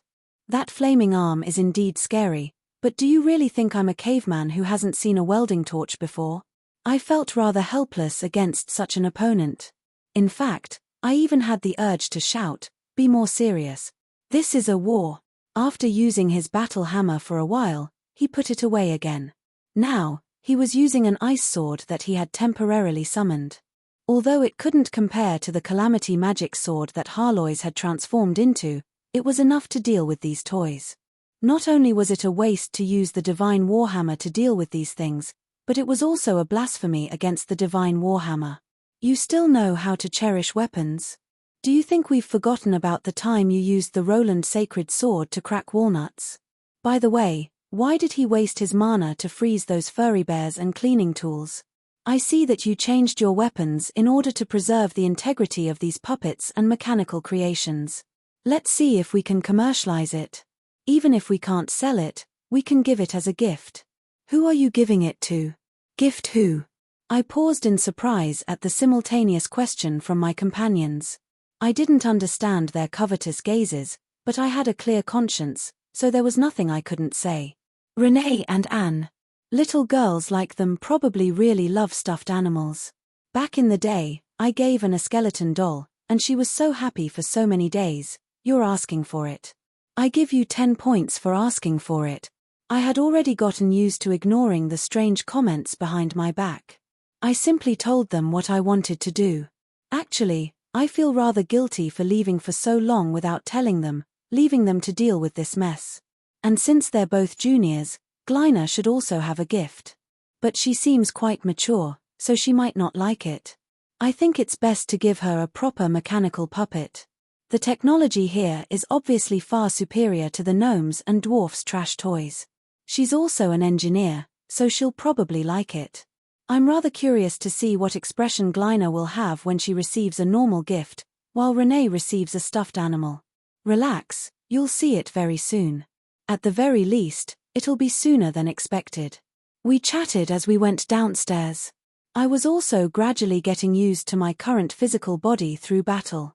After all, if I wanted to take the next step, it would be incredibly important to have the soul and physical body's compatibility. You're intending to break through to myth rank? Why don't you experience it more at saint rank? I didn't hide my desire for power and power.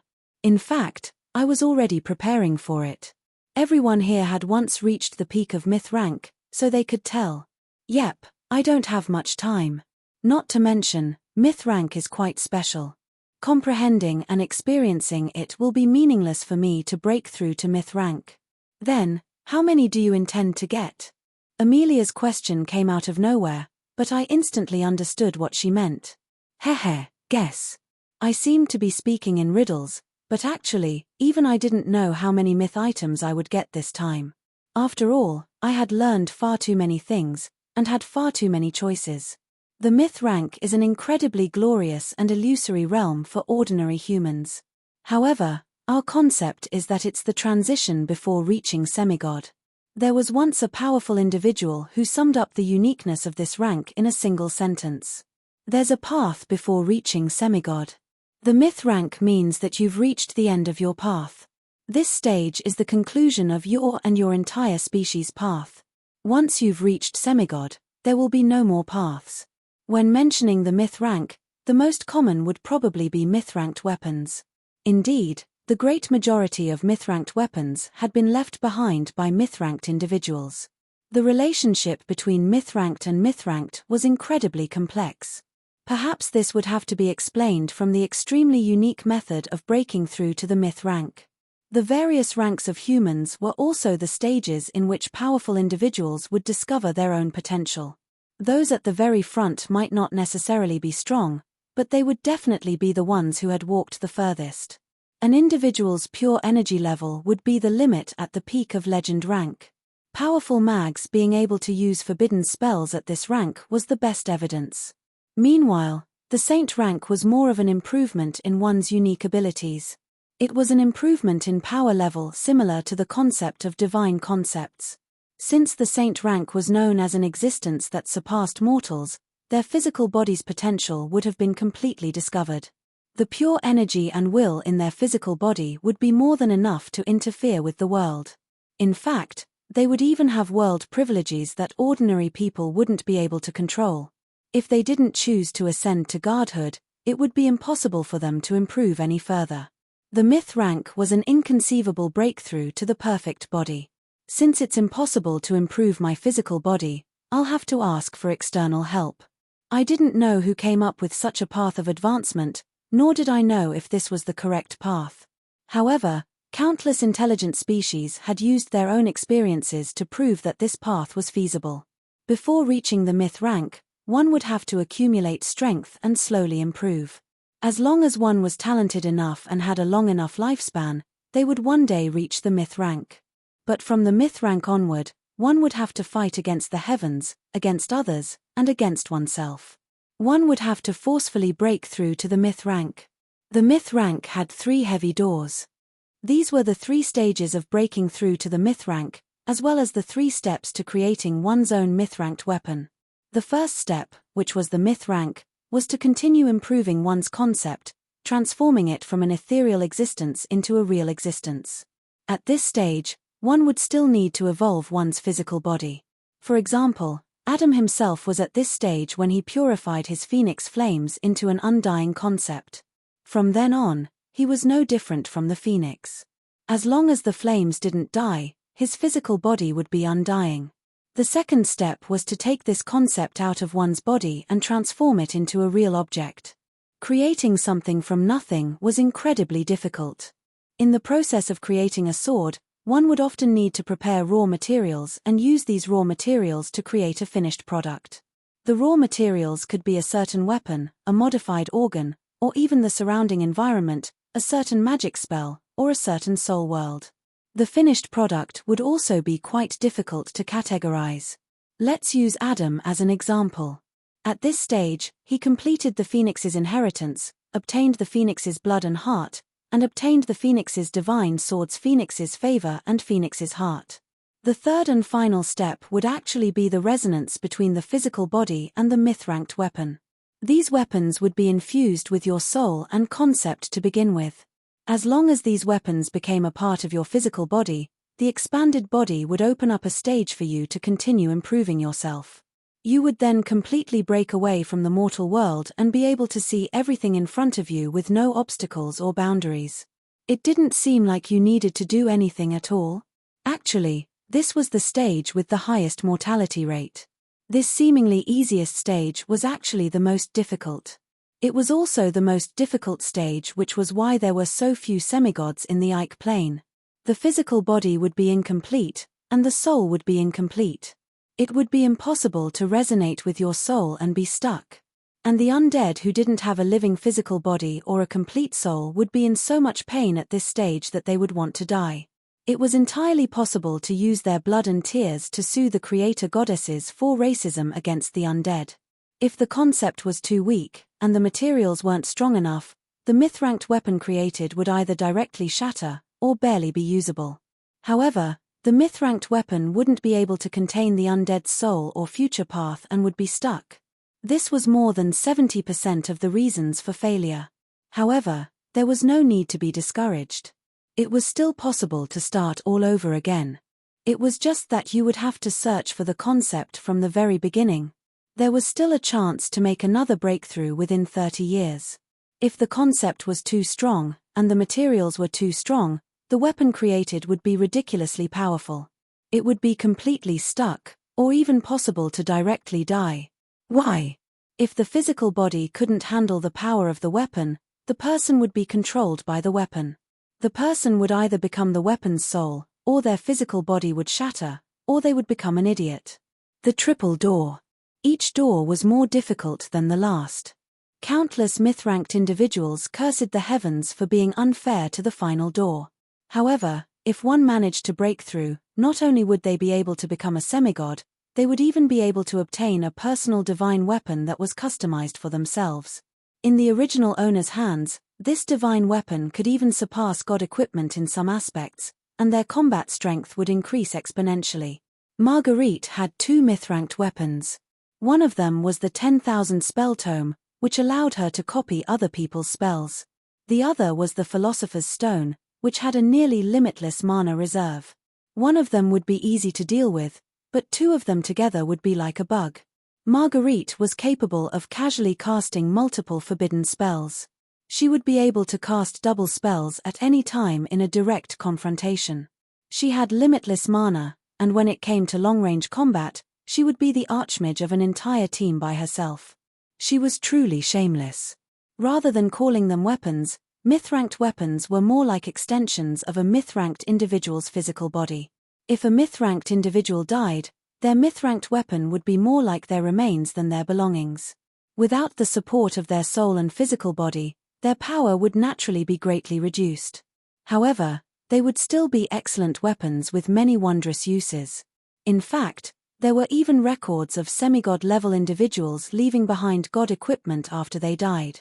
I knew that at this stage, I couldn't have too much or too little. It had to be just right. Rushing at everything at this stage would be suicidal. Caution, experience, and repeated attempts were the only way to pass this stage. At the very least, that was what most people thought. As for me, I had already broken through to the myth rank before, and I had long since prepared my path of breaking through.